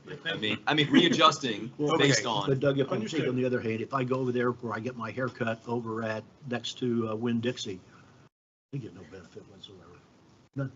I mean, Well- truly, none. So that's why I would be really opposed. Okay. I like what you did. Well, I'm not before, necessarily talking staying about where Pelican we're at, commercial. I'm talking 0.13 about and- gateway commercials, really, where I'm talking about where they get. Yeah. Well, can I chime in real quick?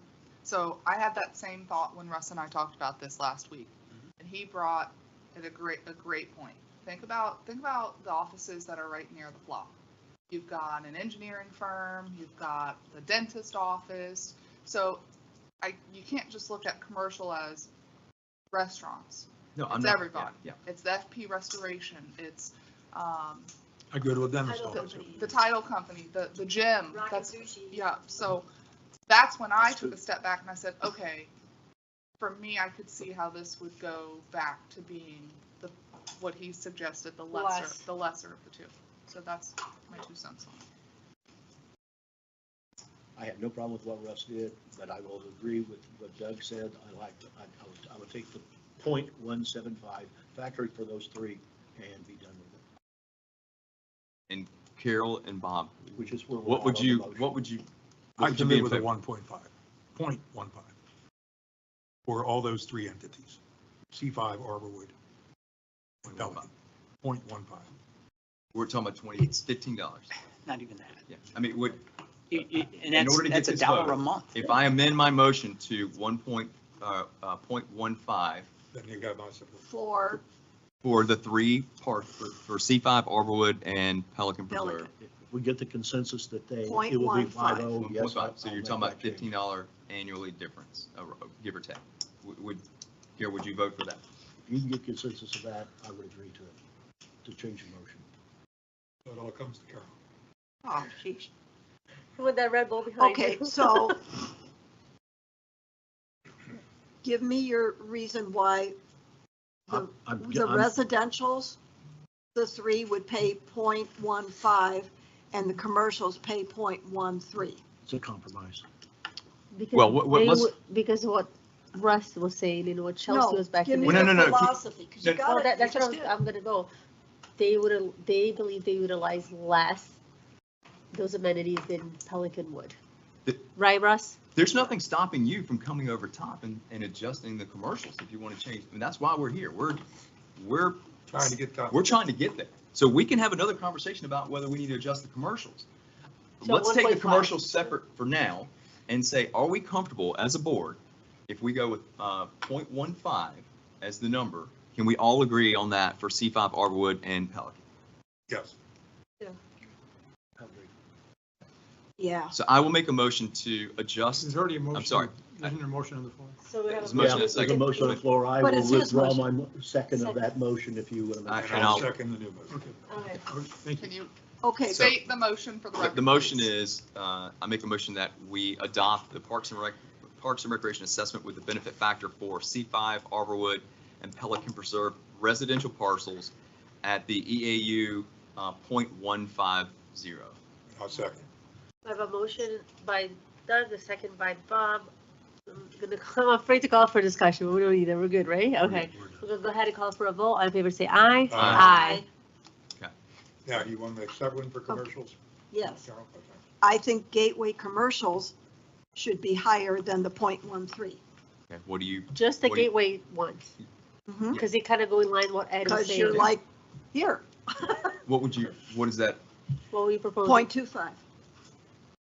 No, they're. No, they're already They're there. at 125 They're now. 0.13 right now. Total gateway commercial properties, 0.13. Yeah, That's higher than 0.125. I'm sorry. I'm sorry, 0.25. No, I think that's way too high. Yeah, I would- Way too high. that to me, I mean, just as a consultant, that's a little bit too I high. don't think I can thought if you're look gonna at do it, I would based match it on at the that. 0.15 point with one everybody five, else. yeah, I'll Sure. support that. Maybe, yeah, maybe 0.15. 1.5, That's yeah. the highest I'd ever take a chance going. Well, I mean, that's it. Makes it the same. That's an equal. Keep in That would mind, make it the same. keep in mind, it's the benefit to the parcel. Not the use section. I'll have them call you when they call my house. Thanks. Okay, I will move to make the gateway commercial properties and the Pelican Preserve commercial properties 0.15. Oh, both? Both of them. I'll second that. Which is the same as, You're gonna go that, I'll do Okay. that. Okay, Okay. so we have a motion and a second, no discussion. Call for a vote. All in favor, say aye. Aye. So gateway residential parcels are one, everything No, else This is is we point. haven't 0.15. talked about No, we're gonna residential go- parcels. Everything else is No, point. that'll We're gonna go one, Yeah. Yes. we're gonna go one, we're gonna go 0.15, 0.15. 0.175, 0.175, 0.175. No, No. no, no, no. 1.5. Oh, 1.5, I'm They're all sorry, 0.15, 0.15, and then everything else is 0.15. 0.15. You voted on everything but the gateway residential Correct. parcel. That stays. Everything but. Make, Do you want a motion? Okay, Yeah. I'll make a motion to the gateway parcels AU stay at 1.1. Or 0.1. 0.15. No, No, point no. one. 1.00. Oh, gateway Yeah. residential. excuse me. Yes. I'll second. All in favor? Aye. And again, for I clarification, think we got it. this is not the public hearing which it's adopted, it gives direction to the It's just consultant. direction It's for Russ. giving Russ direction to write the Again, So so crunch report. the numbers for January. Yeah, I just want to make sure. Okay, I let's just go wanna make on. sure- I just want to make sure the public understands that, and that Russ is comfortable, as he's articulated, Good. in his professional opinion, that it's defendable, supportable, meeting all the assessment. Yes, sir. Well, Thank you. Okay, I'm so assuming that Russ, somewhere along the way that there's At this, 0.15, what does the Pelican resident pay? I think it was around 45. 45, $45 more? around, yeah. A year. No, I no, no. don't think it's going to be that much. No, it's not. Not even that. Just a minute. It was at 30, 30, it was $30, so it's gonna go up to like about 40. Somewhere, 40? because that was a 1.175. $38, somewhere in that. Between 38 and 40. Yeah. something. Yeah. Yeah, and 38 and 40. the other one is we still have somebody else that's going to opine on this. Just a minute. That's the issue. So you've got, so far, we're at ponds is, for Pelican people, is going to go up 59 cents. Correct. I'll even round that up to 60 cents. And then for roads, it's going to go down 300 some odd dollars. Thousand. But that 300,000 needs to be divided by the number of residents. Divided by- Yeah, it comes out to Okay, be so like how around is- 200 or something like that. So what is that? About 200. 200? Yeah, what do I have? Okay, and then Anyway. this is going to go up by 40. Correct. Reduction. 237. for I'm, the roads, I'm summarizing for you. So you're still looking at a reduction for Pelican. So as of A right little over now, $1 a month. it's less Okay. money. I That's good. You right? like that? Yeah. I just want to put it out there. Now, where's admin? Administration. Here comes the money. Up so far. Man. Okay, administration, the factor that I propose for everybody gets a 1, doesn't matter. Every parcel gets a 1, doesn't matter. Right, because you're splitting the administrative costs equally. And as Chelsea and I had a conversation about that, the staff is there. Whether it goes here, goes here, goes here, it just depends.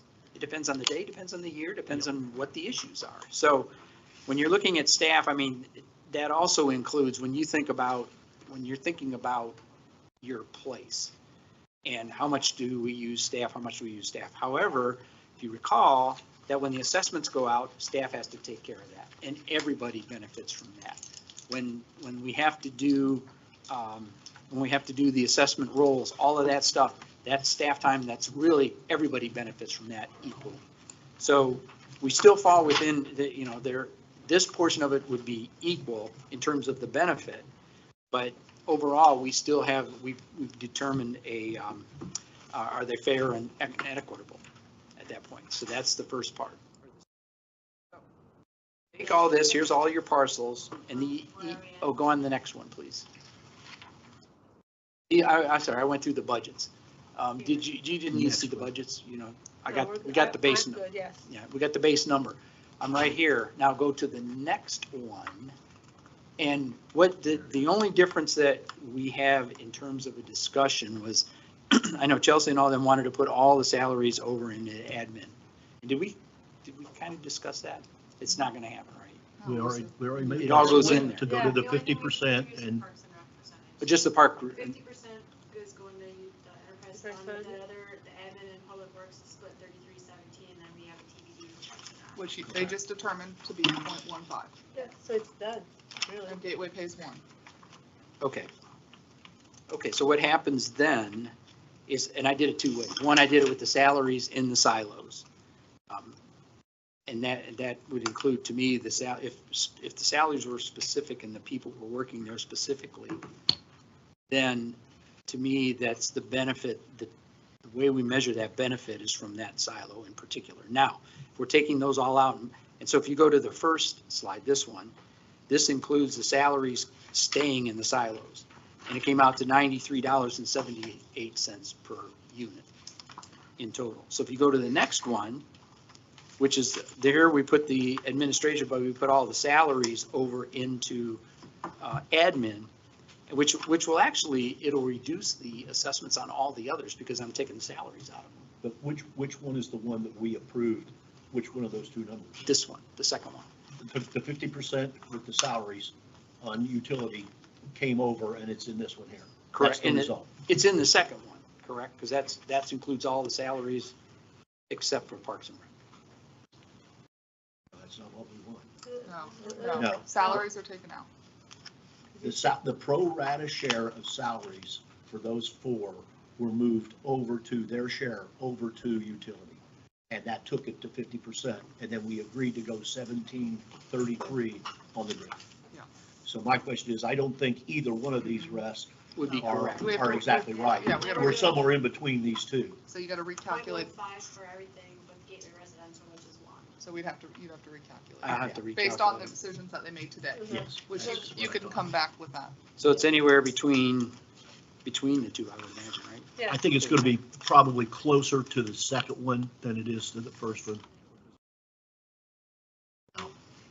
Yeah, versus that. What was the other one, Laura? Well, 94? Yeah, it's Around. $100 It difference. could Why be somewhere don't we around just tackle this one at 175, the next meeting? 170. So we get the accurate figures and we get. Oh, them I don't think he's ahead of time. calculating. I think all Russ needs is just to Yeah, recalculate. he just wants Yeah. to I need don't to think know he the- needs anything from us. It's just because he already got it. No, I already got it based on what you Yeah. did before. So all he's gonna do is Okay. give You're us just an gonna updated, calculate. okay. The so only we're thing I need from your direction is that already it's got a one If you could for get it, everybody. Recalculate, send it to Chelsea, she can forward it out to all of us, because all you're doing is you're not changing the format nor the methodology. Correct. You're just changing the The numbers, numbers. Correct. which we've already Okay, approved. so, Correct. Chelsea, when we were talking before, you said there were 4 people in admin. Took others out and put them other places, but there are only 4 in admin. There's 5 total, but 4 cross between the utilities and the general fund. There's only 4 staff that cross both. Okay, So they split that. so, So it's right. okay, so it's not, His it's not a million Numbers aren't five. right. No. These numbers aren't right. Let me ask the question. The question being, is the only salaries that moved were, The there's 4. There's 4, everybody but Georgia. right, I understand, but the salaries that were in the Parks and Rec and Pool stay. Stay in Parks and Rec, yeah. Okay, so it's actually going to be closer to the first one, because that's what the first one does. Well, what I did when It depends on what percentage they took out. Did you move 20%, 30%? 60, 40, 25, 10. But Ed, hold on, let me explain. I'm going to tell you right now, just based on that, I'm going to say it's halfway between these two. But 208,000 is what I moved over. That you can calculate it fairly easy then. What's 2.8 divided by 78.80? correct. 2.8 divided by 78.80, $30, 30, so 120, 130? 120, right. Probably in that. Because what I was 26 saying, bucks. How much? 26. 26, so it's going to be around 130 bucks. basically what I did before. For everybody. Yes, Yes. everybody gets a 1 on that. That's administrative costs. That's all of the costs that we have to consider. 120. That impacts the repeal of Rule 6. So We if took you take, care of the other one. so if you take the $130, say that's the number, and you deduct the $81.40 that's currently favorable to the Pelican residents, the total impact of all of this discussion is going to come out to about net $50. Could be, don't know. He's got to run the numbers, but. But that's going to be, Bob's back in the napkin math. I was guessing a long time ago between 100 and 150, and we just factored the big ticket item down And it's a lot. big time, and so there's, your numbers add up. They make sense. Mm-hmm. Okay, so you come So back that's to about us right. and the with, cost that we incurred today with the arbitrary increase of our staff time this year. Not that I want to pick a wound. It's a lot more than that $50. Of course, but we are going to look at that I at budget didn't want to time reopen that. and I'm just- adjust it downward. I'm if you just need it, saying. if you Could use go that one. upward if we use more of them. All right, so Russ, I'm would you, not calling them. Are Russ, you? Yes. will you send us an updated version to the board and to Chelsea? On the administrative. With that costs. last line Oh, on yeah. That's it. Yeah. Okay, and then it's to present it at the next meeting, but just if you just send it to us just for curiosity. Yeah, oh, yeah, yeah. So And then- next, Okay, Do you need Bob, anything else? will you be here, The next steps. In Well, the next- January, I doubt it. that January 2nd I'm meeting? going to try to be here, but I doubt it. I'll probably be. Can we ask that this be held to the January 14 and It- 16? He's gonna, he's he's gonna not send coming- it to us right away, like in a few days, I mean, in a day, by Monday? Yeah, yeah. By Monday, he'll send it to us, so Bobby will have time to review it.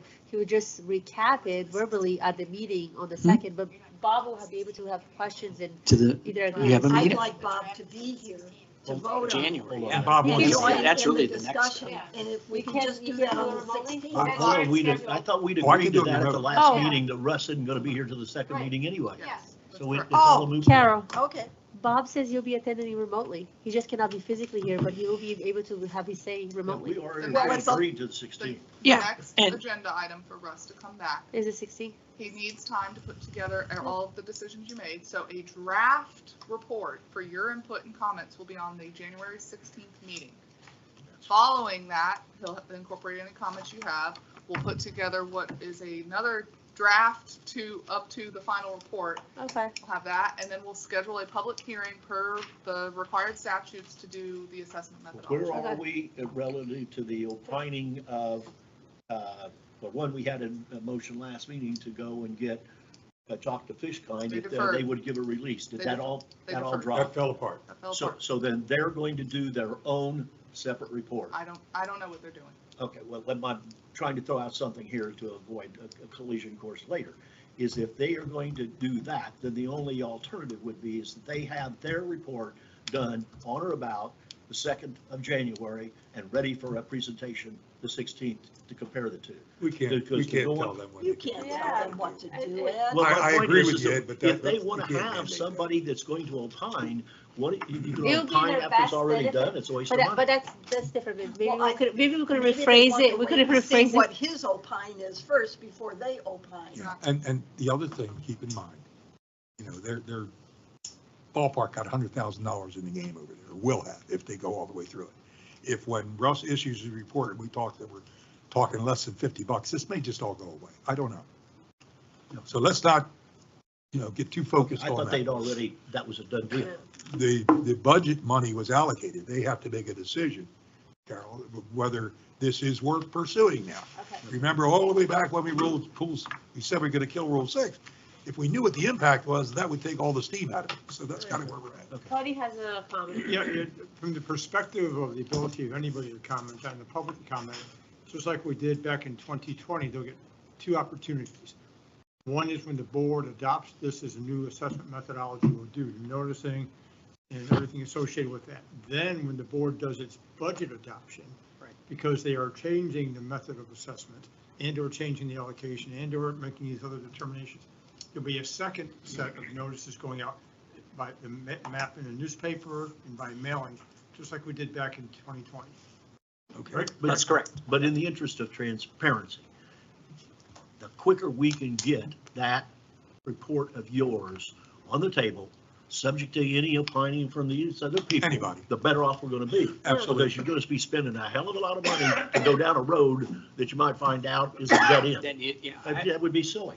I agree, and that's why we set the timetable we That's why we're set. doing it the I way we're need doing the it. time No, to It's a now point well put it taken, but I together. just want to mention that. But, and hypothetically, Okay, let's so we'll just see you on say- the 16th. let's just say we reach a point where we have we have consensus on a budget, and we decide we want to go forward with the public hearings. I have no idea what happens if a third party then objects to it, whether that's just held in abeyance until we get a court ruling, or, I don't know what happens. What happens if somebody I think objects to the there's a- assessment methodology, we go forward with whatever's adopted.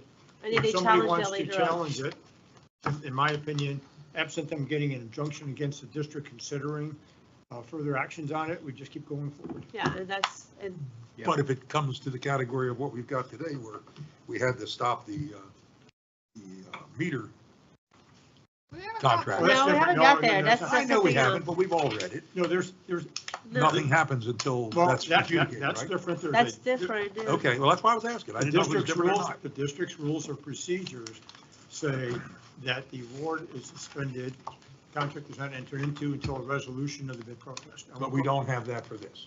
No, it's a different, No. it's a different Okay. ballgame altogether. See you on the That answered 16th. my question. Thank you, Russ. Thank you, Russ. Hey, have a nice Christmas. Thank you, Rob. You too. All I'll right. be working on this. All right, so you'll get that updated report and we'll get it out to next week. I'll check base with you tomorrow, so Okay. make sure we got the right number in there. Okay. thank Okay, you. admin, so go ahead and we take the rest. D through I. The letter B is remember, we had it as a lump sum before, but we only awarded two things. So this is a not to exceed TA for construction So we just took the lump sum and turn it to a not to and exceed. turned it to an NTE on the basis that we're only doing 2 right now, Yeah. and the other ones are what, are out for bid right Yeah, now? the others Okay. are, Okay. I'd make a motion then that we NTE go, not to exceed, yes, ma'am. okay? I'd make a motion to go ahead and approve then authorization 2025-5 for the Pond Bank's construction services. Second. I have a motion and a second. No discussion. Go ahead and call for a vote. All in favor, say aye. Aye. And even though it has all 6 on here, we're only doing 2. That's all we've approved. So Yes. we've got the other 4 are out for rebid, if you Okay. recall. All right. This next item, I actually have Sichen online. So this project, I'll just give you a little bit of history with this project. This is the force main and irrigation main redundancy project. This has been going on for years, design of it. We finally got 100% design. Tetra Tech had some internal changes between their engineers. Fred Middle started it, and then he left Tetra Tech, and Sichen and other Tetra Tech staff picked it up.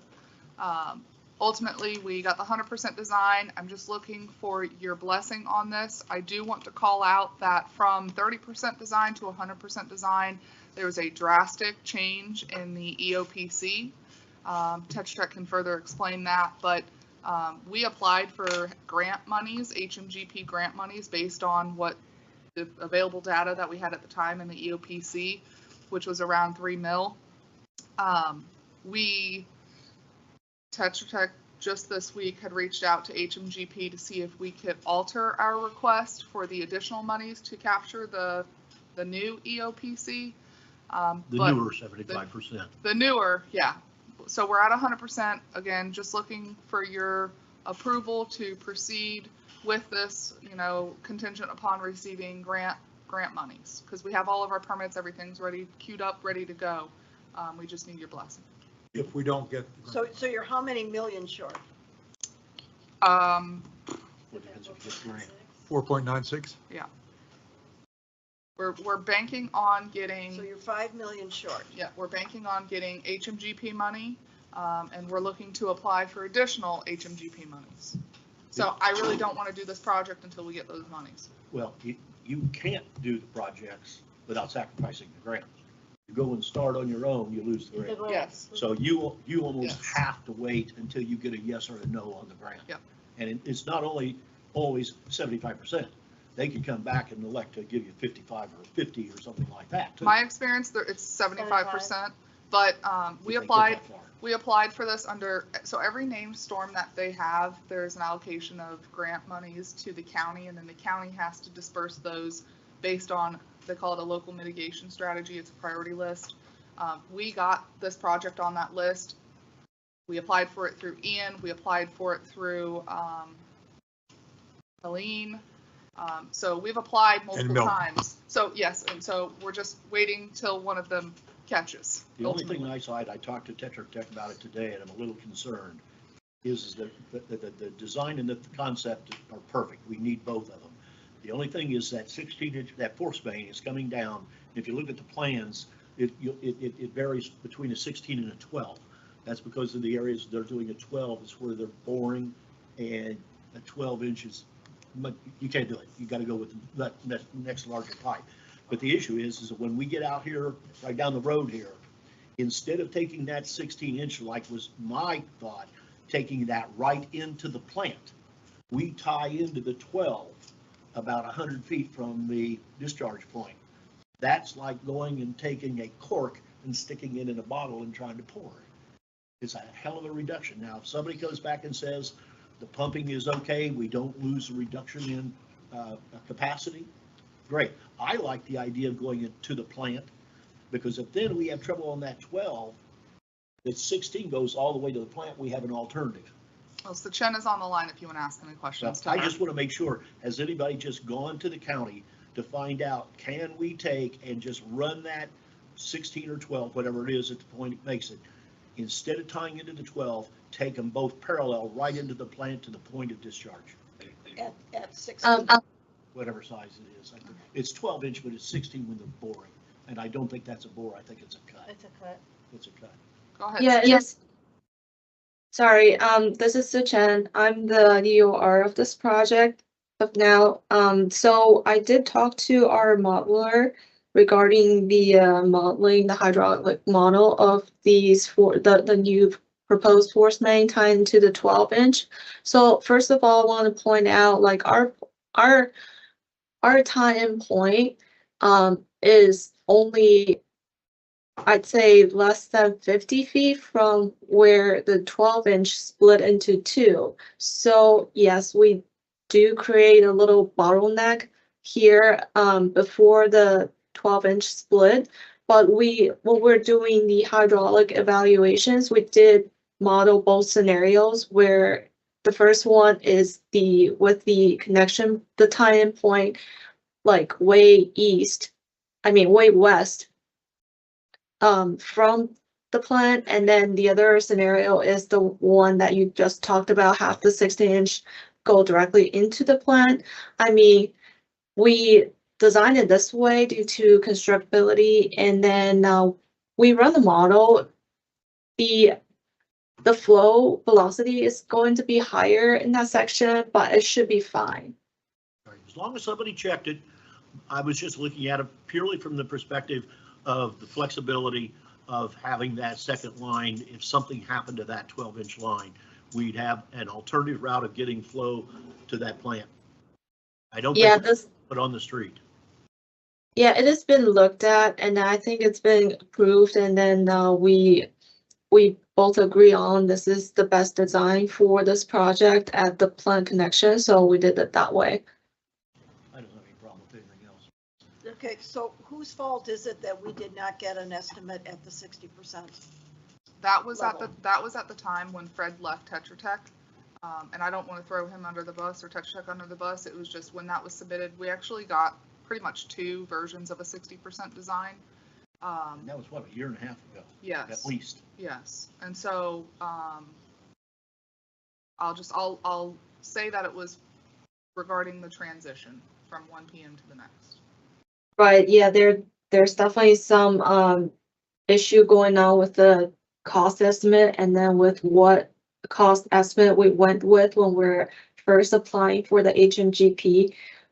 We used the lower end of the 90% EOPC, but we realized that the high end 90% at 6.7 million, which is like 1 million away from our current level of design. So we did have some more scope of work added to this project from that time. We added some valves and connections and then bypass lines, trying to keep the line alive when we're doing the connection. So that is why there's a big increase. We've already contacted with HMGP and we sent them the updated EOPC, and we're trying to get the new cost estimate approved for the grant. Okay. What's the expected date to have an answer? It's right now, it's in technical review at the state level. I've asked that and I can't get an answer out of them. We'll let you know when we know. Yeah, pretty much. So it's got to go Okay. through the state and then it's got to go through the feds. Okay. Looking for your approval to, Motion. I'll make the motion. We're approving the 100% design of the Force main irrigation. force main and the irrigation main redundancy project. I'll make that motion. I'll second the motion. Any discussion? Leslie, will you open that, You have to please? open the door. We'll call for a vote. All in favor, say aye. Aye. Aye. Thank you. Thanks, Sachin. Thanks. Tony, you want to take D? D. Yeah, this is sort of speaks for itself. And I don't want to go into any detail with regards to the nature of the bid protest. The process is once a bid protest is filed, the district manager has 10 days, business days, to render a decision on that. And we are within that time frame. It'll be issued next week, December 9th, 10th timeframe. And so the rules of procedure indicate that the signing of the contract, award of contract is stopped pending a resolution of the dispute. How long do we have to hold the bids? How long do we have to hold the bids? How long do we have to hold the current bids since we've stopped it? I'd have to go back and look, but I think it's the typical 90 days. Okay, so we should be in Plenty of time. pretty good time. Yes. Okay. Is this something you have to go to court for? Not Not at this necessarily. stage. Okay, Okay, it all depends. Once the board, the manager issues her decision, the other party has 2 business days to determine whether or not to what, appeal. what further what to the- manager? Me. I Chelsea. have to, per our rules. Correct. I have to Oh. issue a determination memo. Determination. as Decision to memo whether- as to the bid protest, It's If our their claim is- conclusion. Okay. If their claim is valid to or not. uphold it or to not, and then they can appeal to the board. And then if they don't like what she says, then they could go to court. Yes. And if, No, if they don't like the decision by the manager, They they have to let appeal it us to the know. board. And then depending upon the board's decision, if they don't like it, then they can go into then court. they can go to court. Got it. Yes. Okay. All right, thank you, Tony. All right, so then the next item, we are asking you to table the item, Tony, correct? Yes.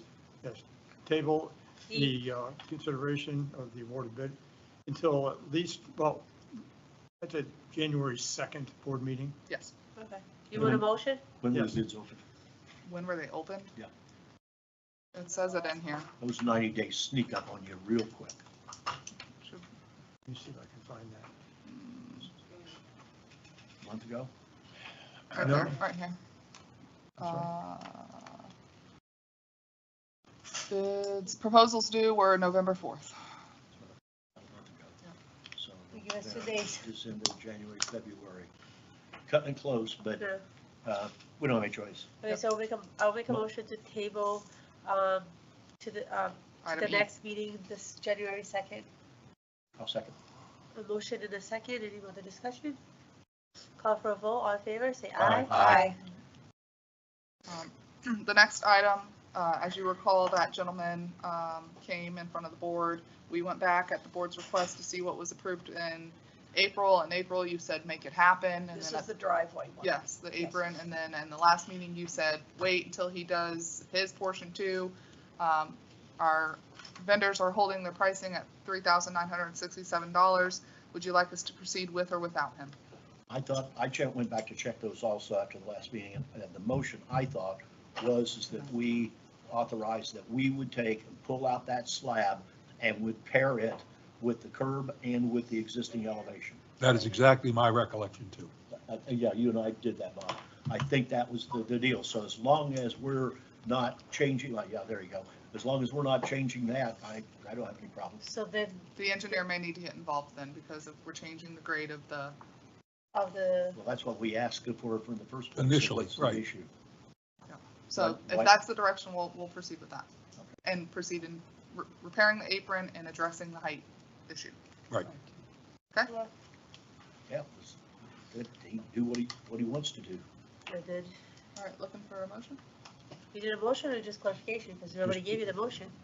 Can you repeat clarification for the record, please? Go ahead, My clarification is that we replace the slab that's defective, that's inclusive of the manhole casting, and re-pour it to match the grade of the current slab and the curb of the street. Right, you. that we don't create a puddle or anything like that. We don't create anything. All right, Okay. thank you. Next, Tony? G, Oh, I think I had asked for this. Thank you, Yes. Tony. Yeah, and if the board has any questions, hopefully it's pretty self-explanatory. Russ answered that question. I don't know if you paid attention to when he slipped that in, that what happens if you go ad valorem tax? People that have the higher, nicer homes they're gonna pay are gonna for- get nailed. And so any equality in use or any equality in the number of kids or any equality that you wouldn't even make to use to make equality goes out the window with ad valorem Well, taxes. Yeah, but yeah, you there- also don't it's- have to compute benefit. Yeah, so those of us that live in Section 8 will gain. Yeah. Do I know? I don't know what section 8 is. Subsidized housing. You are not calling Pelican Preserve Section 8. I wanted him to say that. No, it's referenced in the memo. Again, with the ad valorem taxes, it's based upon oh boy, the assessed value. Right. And so you have a number of exemptions, homestead exemptions, other exemptions. You also have a number of entities that are totally exempt from taxation, so they don't pay anything. You can see, that's why I gave some examples of properties that can be assessed but do not pay ad valorem taxes. I'm hoping that all that stuff that you opined on there, burned down 2 trees. Three trees. With 3 trees was readily available to get, except for, I don't know where you got all those real estate taxes from all those samples, but anyway, That's all from LIPA. it was interesting reading. Yeah, that's all from LIPA. It really is a wealth of information on that side.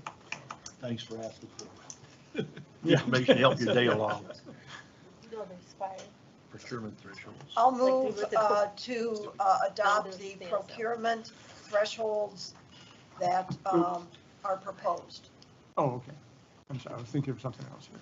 I'll second that motion. Yeah, I didn't have any problem with that. Under 35,000, 35,000 to 195, and above 195, 195,000. In this statutory, No. Statute, there are a number of statutes that come into play, and it's just all over the But board. it's not breaking down like the way we have it. Right, these discrete elements are not necessarily in the statutory scheme. You have certain categories for construction, for maintenance. But and is those this are a like- gateway document or is somebody Yes, else using this? This is, I saw some other documents from other districts and other entities. Okay. Collier County is sort of the template for this one. Okay. And then Chelsea indicated what numbers she was comfortable with, recommending, and Laura, I had numbers in, we left it blank, and then they filled in what they thought was appropriate. One other question for Bob. He hadn't asked it. Will this allow us now to take a look at our front end documents and get them down to a reasonable, Cleaner version. cleaner, user-friendly I work on that every version? week. Okay, The abbreviated documents came in at 53 pages. that was technical specifications. I don't care. That doesn't 53 count. pages of And something. the He IT, wants just either 5 or 3, not 5, 3. no, the ITQ is 11 pages. 3.5. no, We're still working on it, Ed, to answer your Okay, question. okay. Well, I want to make sure that was asked, because that is primarily the purpose for doing this. The ITQ is 11 pages. Okay, Okay. so we have a Including the motion and we have a second and we're open Just for discussion. Go ahead. Is staff fully comfortable with? Yeah, can I have up to $34.99 approved? Instead of 30,000, can we do $34.99? Can we get our ours up to $34.99? Put it on the next agenda. All right, we will. Is that what's on? Well, I know. Go. no, because we already have made that motion, that we could go, and as long as It's it's the a line budget, item, if it's a as single. long as it's a budget item, because I, otherwise wouldn't know You against don't need this. to come back. You don't need to come back to us, but they still do it for record keeping in transparency, but we made a motion, Years maybe ago. years ago, that if it's a line item, they have the ability to spend the money. Correct. We ratify it. We bring it back and Yes. ratify it. Correct. If Yeah. it's a budgeted item, Yeah. Line item. Yeah, so. You bring it okay. back for awareness. Yes. right, And they informational, have, informational. Alright. Okay, so we have a motion on the floor, we have a second, no more discussion, we'll go ahead and call for a vote, all in favor say aye. Aye. This next item, I'm asking you to table until after the public hearing. Okay. You want a motion?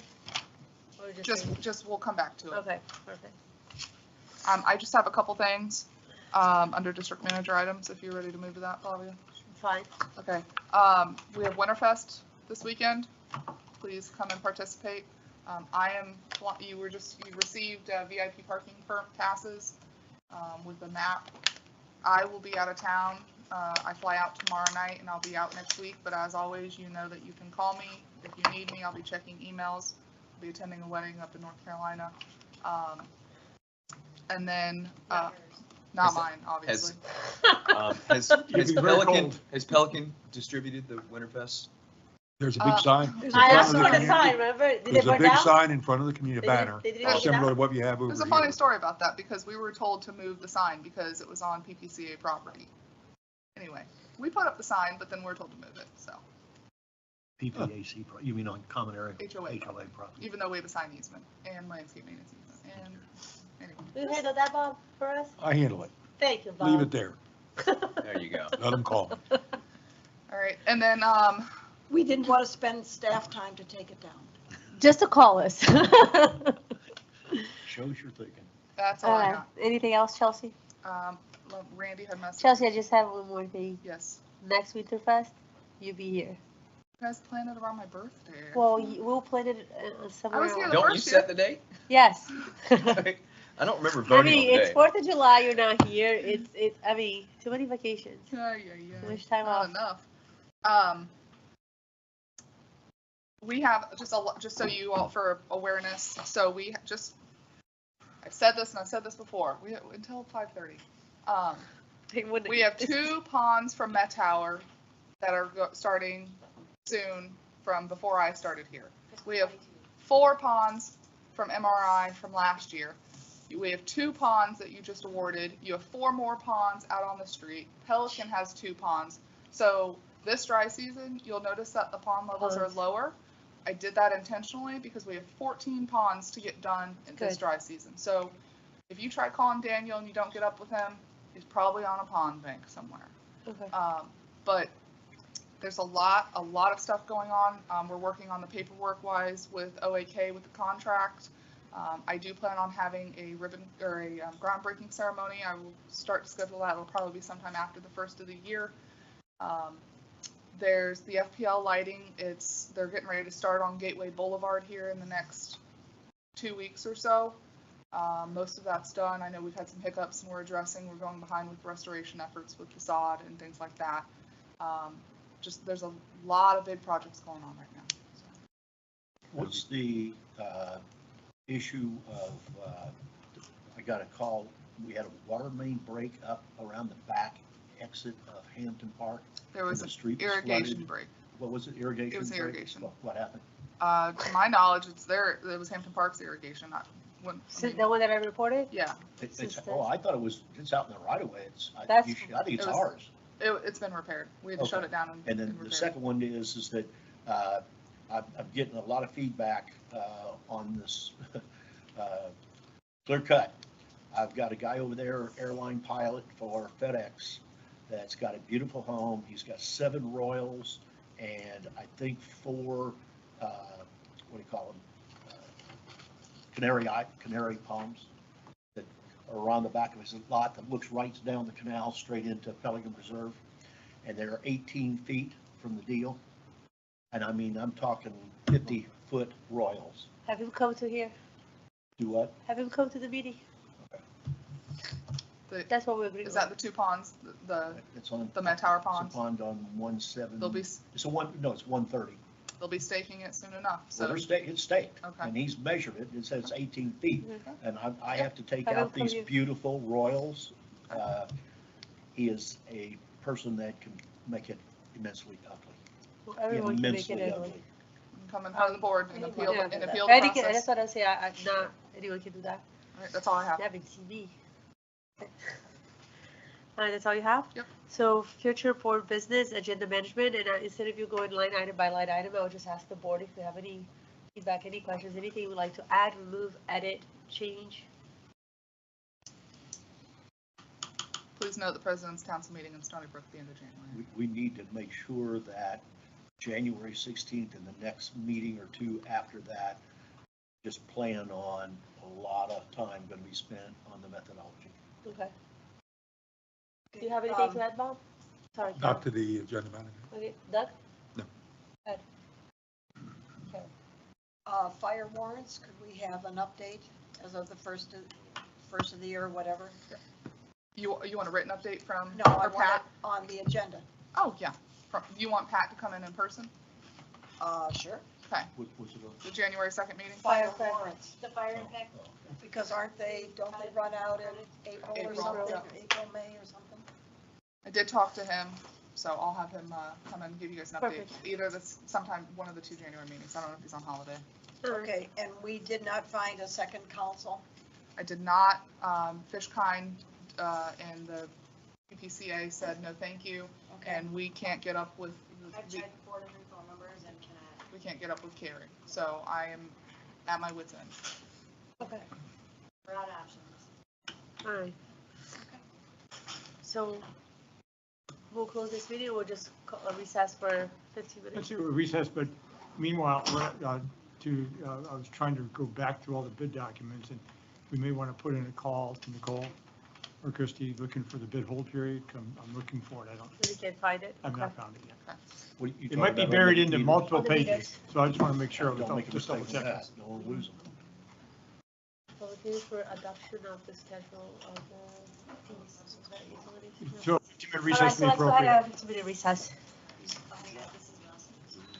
Can you use the fire lines to pay for the installation of the multimodal path? Don't do this again. I know where that paper is. Rather than lose the- When you, they You got one for the, They have- only have very little, so I mean, I'm not gonna get there by 6 you have to find some way to buy the credits.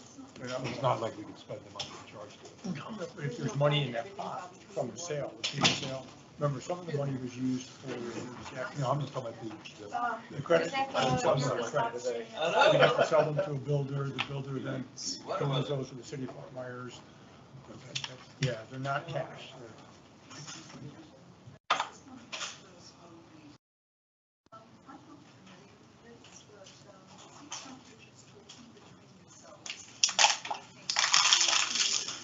I'm their attorney. That is correct. Yeah. Well, there is an agenda, and we do, okay, and we do accept public comments. But you're 100% right. What I do is I get confused too, is I follow the agenda items, but believe me, we are currently at, well, the people out here have the opportunity to comment on anything we're going to consider. The audio is not, you're not hearing it?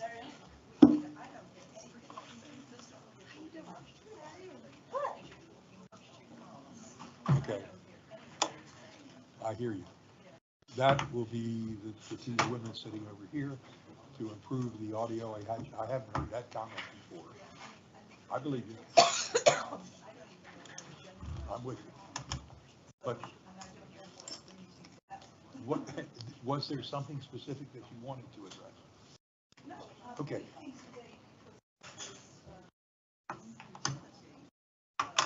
So how about And you're here, you're perfect for that, all the board because that's what members is going get a to be certain discussed number of next. calls per week, that's it. A not to exceed number. Yes, it says consent agenda Okay, that had to do with a piece of Not to landscape exceed 3 on calls per a week. property owned by the Sienna Condo Association in Pelican, that the district has historically maintained it, meaning cleaned it, He would do painted less than it, 3 in a month. take care of the irrigation and the lighting. So we had to get permission from that condo association that owns it to allow us to take care of it for them. So that's what that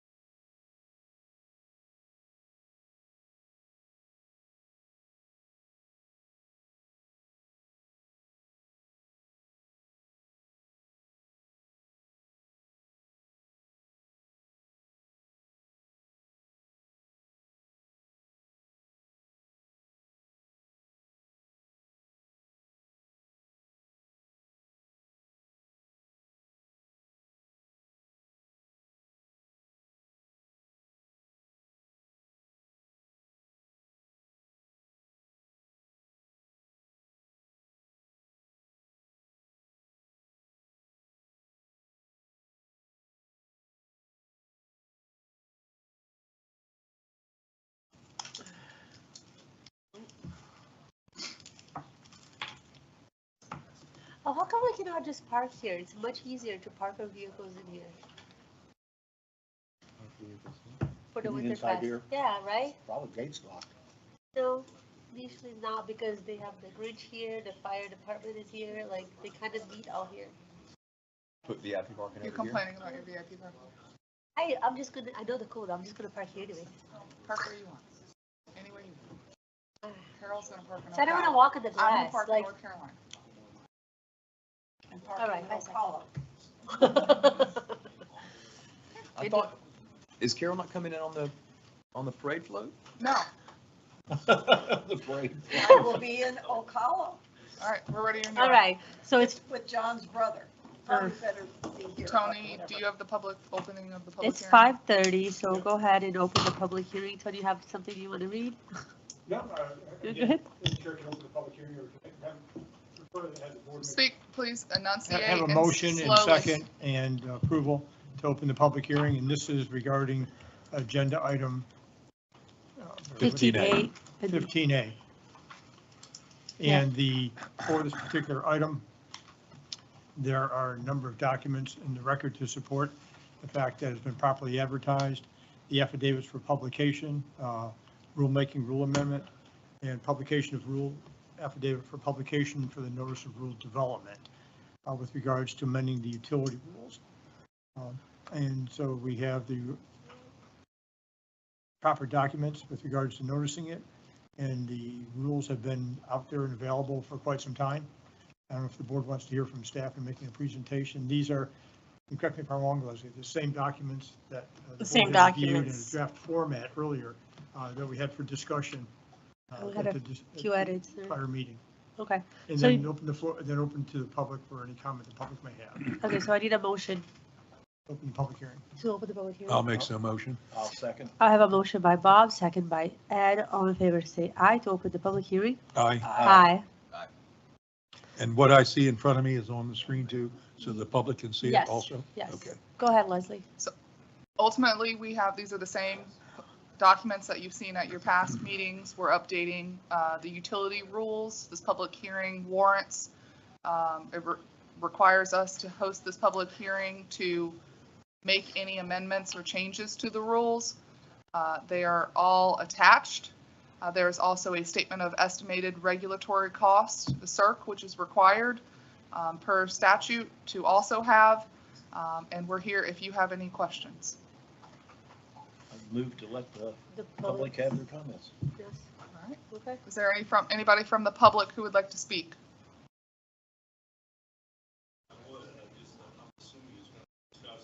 If- You can come up and speak. If you'd like to make comments, please come now. Yeah, and for the record, also in the agenda packet, what's been made available is a red line version from the existing rules to the proposed amended rules, as well as a clean version of the proposed amended rules. What are you doing? Vince Lafredo, Stony Brook. Question I have is on the deposits for water meters put into our households. The question for the last 3 years, I've followed the fund. It's a non-interest bearing account, which I brought up to the board here several times over the years.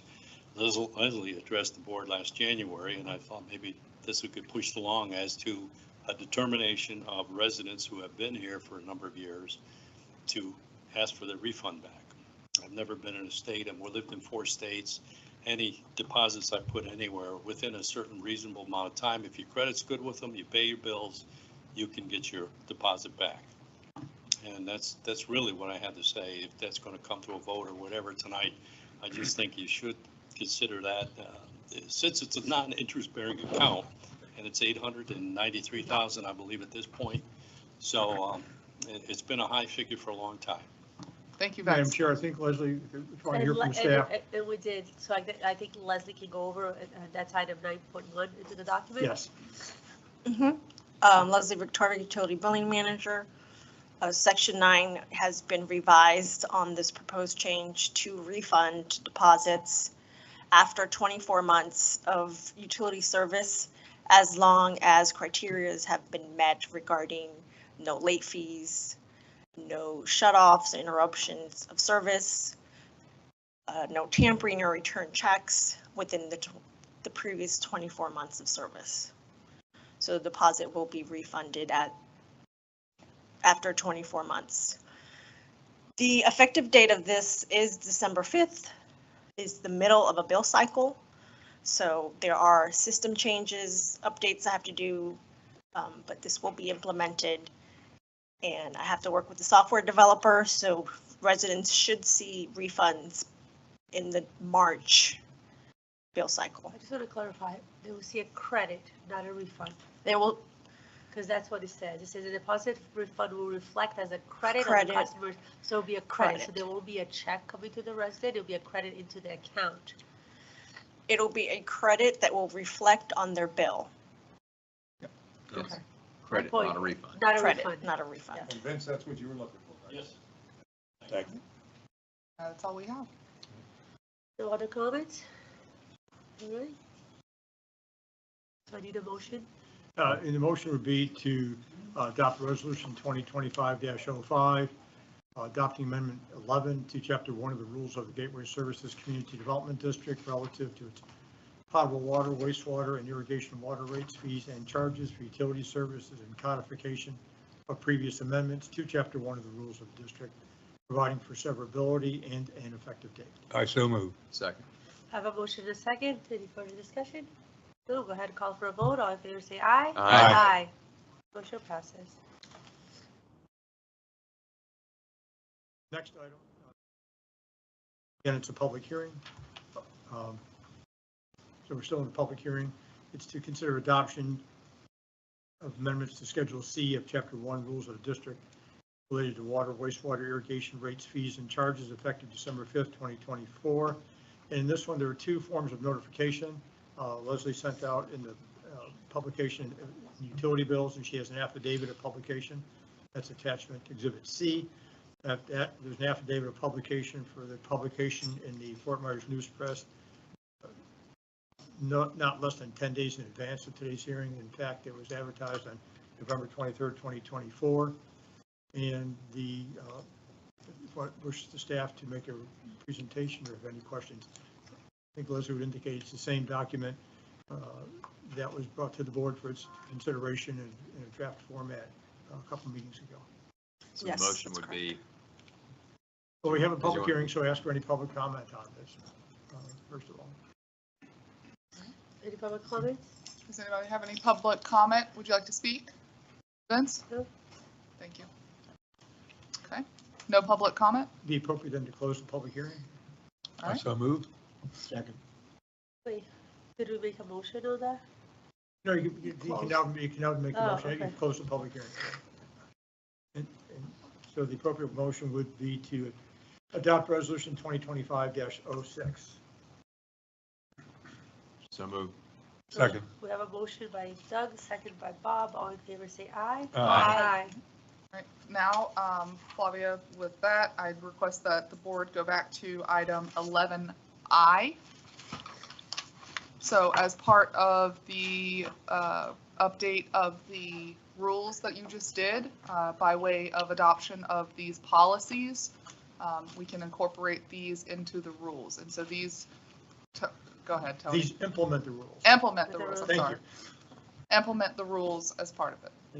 So you're looking for a motion to adopt resolution 2025-07? Yes. So moved. I will have a motion by Carol. I'll second. I'll second by Ed, and all in favor say aye. Aye. All right.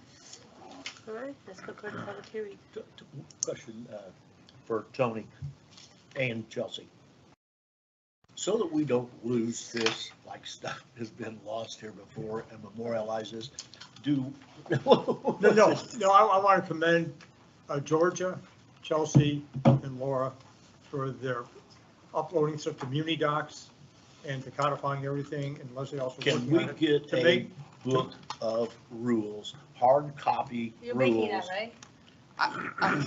I'm working on it. Okay. I have all of the different versions over the years that I've been able to track down. I don't have a codified of each rule because there's multiple rules. Look, I have, the stuff that we had in books here before it's not in chronological or any other kind of order. There's an amendment, and or there's an amendment, and then there's the rule that it's amending comes afterwards, like, I've never seen anything like this before. But I would like to see that so that we don't have this problem again. Yep, we're working on it. Yeah, I commend Chelsea and her staff for working on that for last year. The problem was that there are multiple indexes from, depending upon the managers, outside managers that were contracted and their record keeping as far as how they maintain the record. So, if they're working through that in a very good way. Okay, so just for clarification, the January 2nd meeting will not have a workshop, and we will start at 3 o'clock, and it'll just be the regular agenda. Correct, unless you have a specific item you would like to have at the workshop that you would like to discuss. I don't have anything planned right now. Russ Okay. just made it pretty clear, he can't be done that quick. No. And then on the January 16th meeting, we will have a 2 o'clock workshop, 3 o'clock regular meeting, correct? Yep. And could I ask for the agenda item about the methodology be just like it was on today's agenda? Just have an agenda item there so we can discuss it and Yes, ma'am. have comment and all that sort of stuff. As quick as Russ can get it, I'd like to get that, like Bob said, this was going to be for aiming for real. I'd like to have some time to look at it real close. He's gonna, I'm gonna touch base with him tomorrow, and I'm gonna try to get it, as soon as he gets it to me, you'll have it, even from North Carolina. Okay. All right, so I'll go ahead and move to supervisor comments. Sarah, you have anything? No, Ed? I just asked. Mike. Ed? Bob? Excuse me, I've got a couple. First is just a comment on Pelican's unending effort to get all our easements. We voted on Sevilla today. We have a signed one from Ravenna, which will be in our next meeting. I was trying to get it in here today, but didn't make it. And we have two remaining. The PPCA documents related to two properties and Palazzo, which we finally narrowed down which association needs to do that. My esteemed attorney tells me I'll have those this week, so we should have them signed after the holidays. Perfect. And on that, I appreciate the assistance of the gentleman in Palazzo 4 as far as identifying the revised condominium documents. Played pin the tail and donkey out there. Yep. It was 1 and 2. No, it's 3. No, it's 4. We went through a loop. Okay, secondly, the much anticipated speed hump in Pelican Preserve going into our town center. The concrete work is completed. I would encourage everybody to go out and take a look at it. I think it's going to have some painting on it in the future. Black lines, red lines, so people can see it. It's at that entrance to To Vincenza, just before the entrance. It's actually turned out nicer than I kind of thought it would be. Go take a look at it for yourself. Now, is it going to be a speed bump and a stop sign? We couldn't get a stop sign. If we got a stop sign for $150, we wouldn't need $20,000 for the speed hump. Yeah. That's the bottom line. We couldn't get it cheap. Well, because we'd have to have a traffic study and the warrants don't. Wouldn't Wouldn't authorize. issue, so the city will not give us. That's right, you're city, you're not county. County won't let. We're one catch gateway. speed bumps. Anything else, Bob? You want to say we're one gateway still? I did. I said we're one gateway. We We're on one gateway. You want to? see, you could hear me when I was sitting next to you if I ever get out of the penalty box. It was in this area. I'll trade. I was interested in Carol's comments about the impact fees, because I was hoping that we might be able to use those to build the multimodal path on the C5 side of Tree Line Boulevard down to the Winn-Dixie Shopping Center, but apparently we can't, it's not money that we could do for that. How do they get across the street to get down there? Well, there's a light at Pelican and Tree Line. Oh, So that's the way you get across the street. So they But gotta it only go goes south as and far go as north. C5, right? Hey, I have an idea. Let's talk about that tomorrow. Okay, because I'd just like to get that done before they're developed. I have an idea. Okay, Anything thank you. else? That's it, that's all I've got. I don't have anything. I'll make a motion, the meeting be adjourned. Well, wait, Oh, we gotta close If you may, this. I guess for clarification, with regards to the question raised by Mr. Tinkle as to whether there's a bid hold timeframe in the contract, I was trying to go through it real quickly. I did not see any in there. So Chelsea's trying to get a hold of Arcadis, prepared most of the documents to see if there is a bid hold timeframe in there. Because the bid documents talk about a bid proposal, so that's typically where you would see the bid hold would be in the pricing. aspect. I'm trying to scroll through real quickly the documents I have. I'm gonna teach you Control F. I'm sorry? I'll teach you Control F. We'll look at. Oh, no, I hit search, Okay. fine, but trying to find that phrase, the word hold didn't pick up anything, Okay. bid. Well, it picked up too much. Yes, bid picked up a whole bunch, 126. Is there a statute that comes in then to play? No, no, and so I guess I would suggest that the Chelsea be authorized to contact all the vendors and ask them to hold their bids. If we don't have any. Correct, Okay.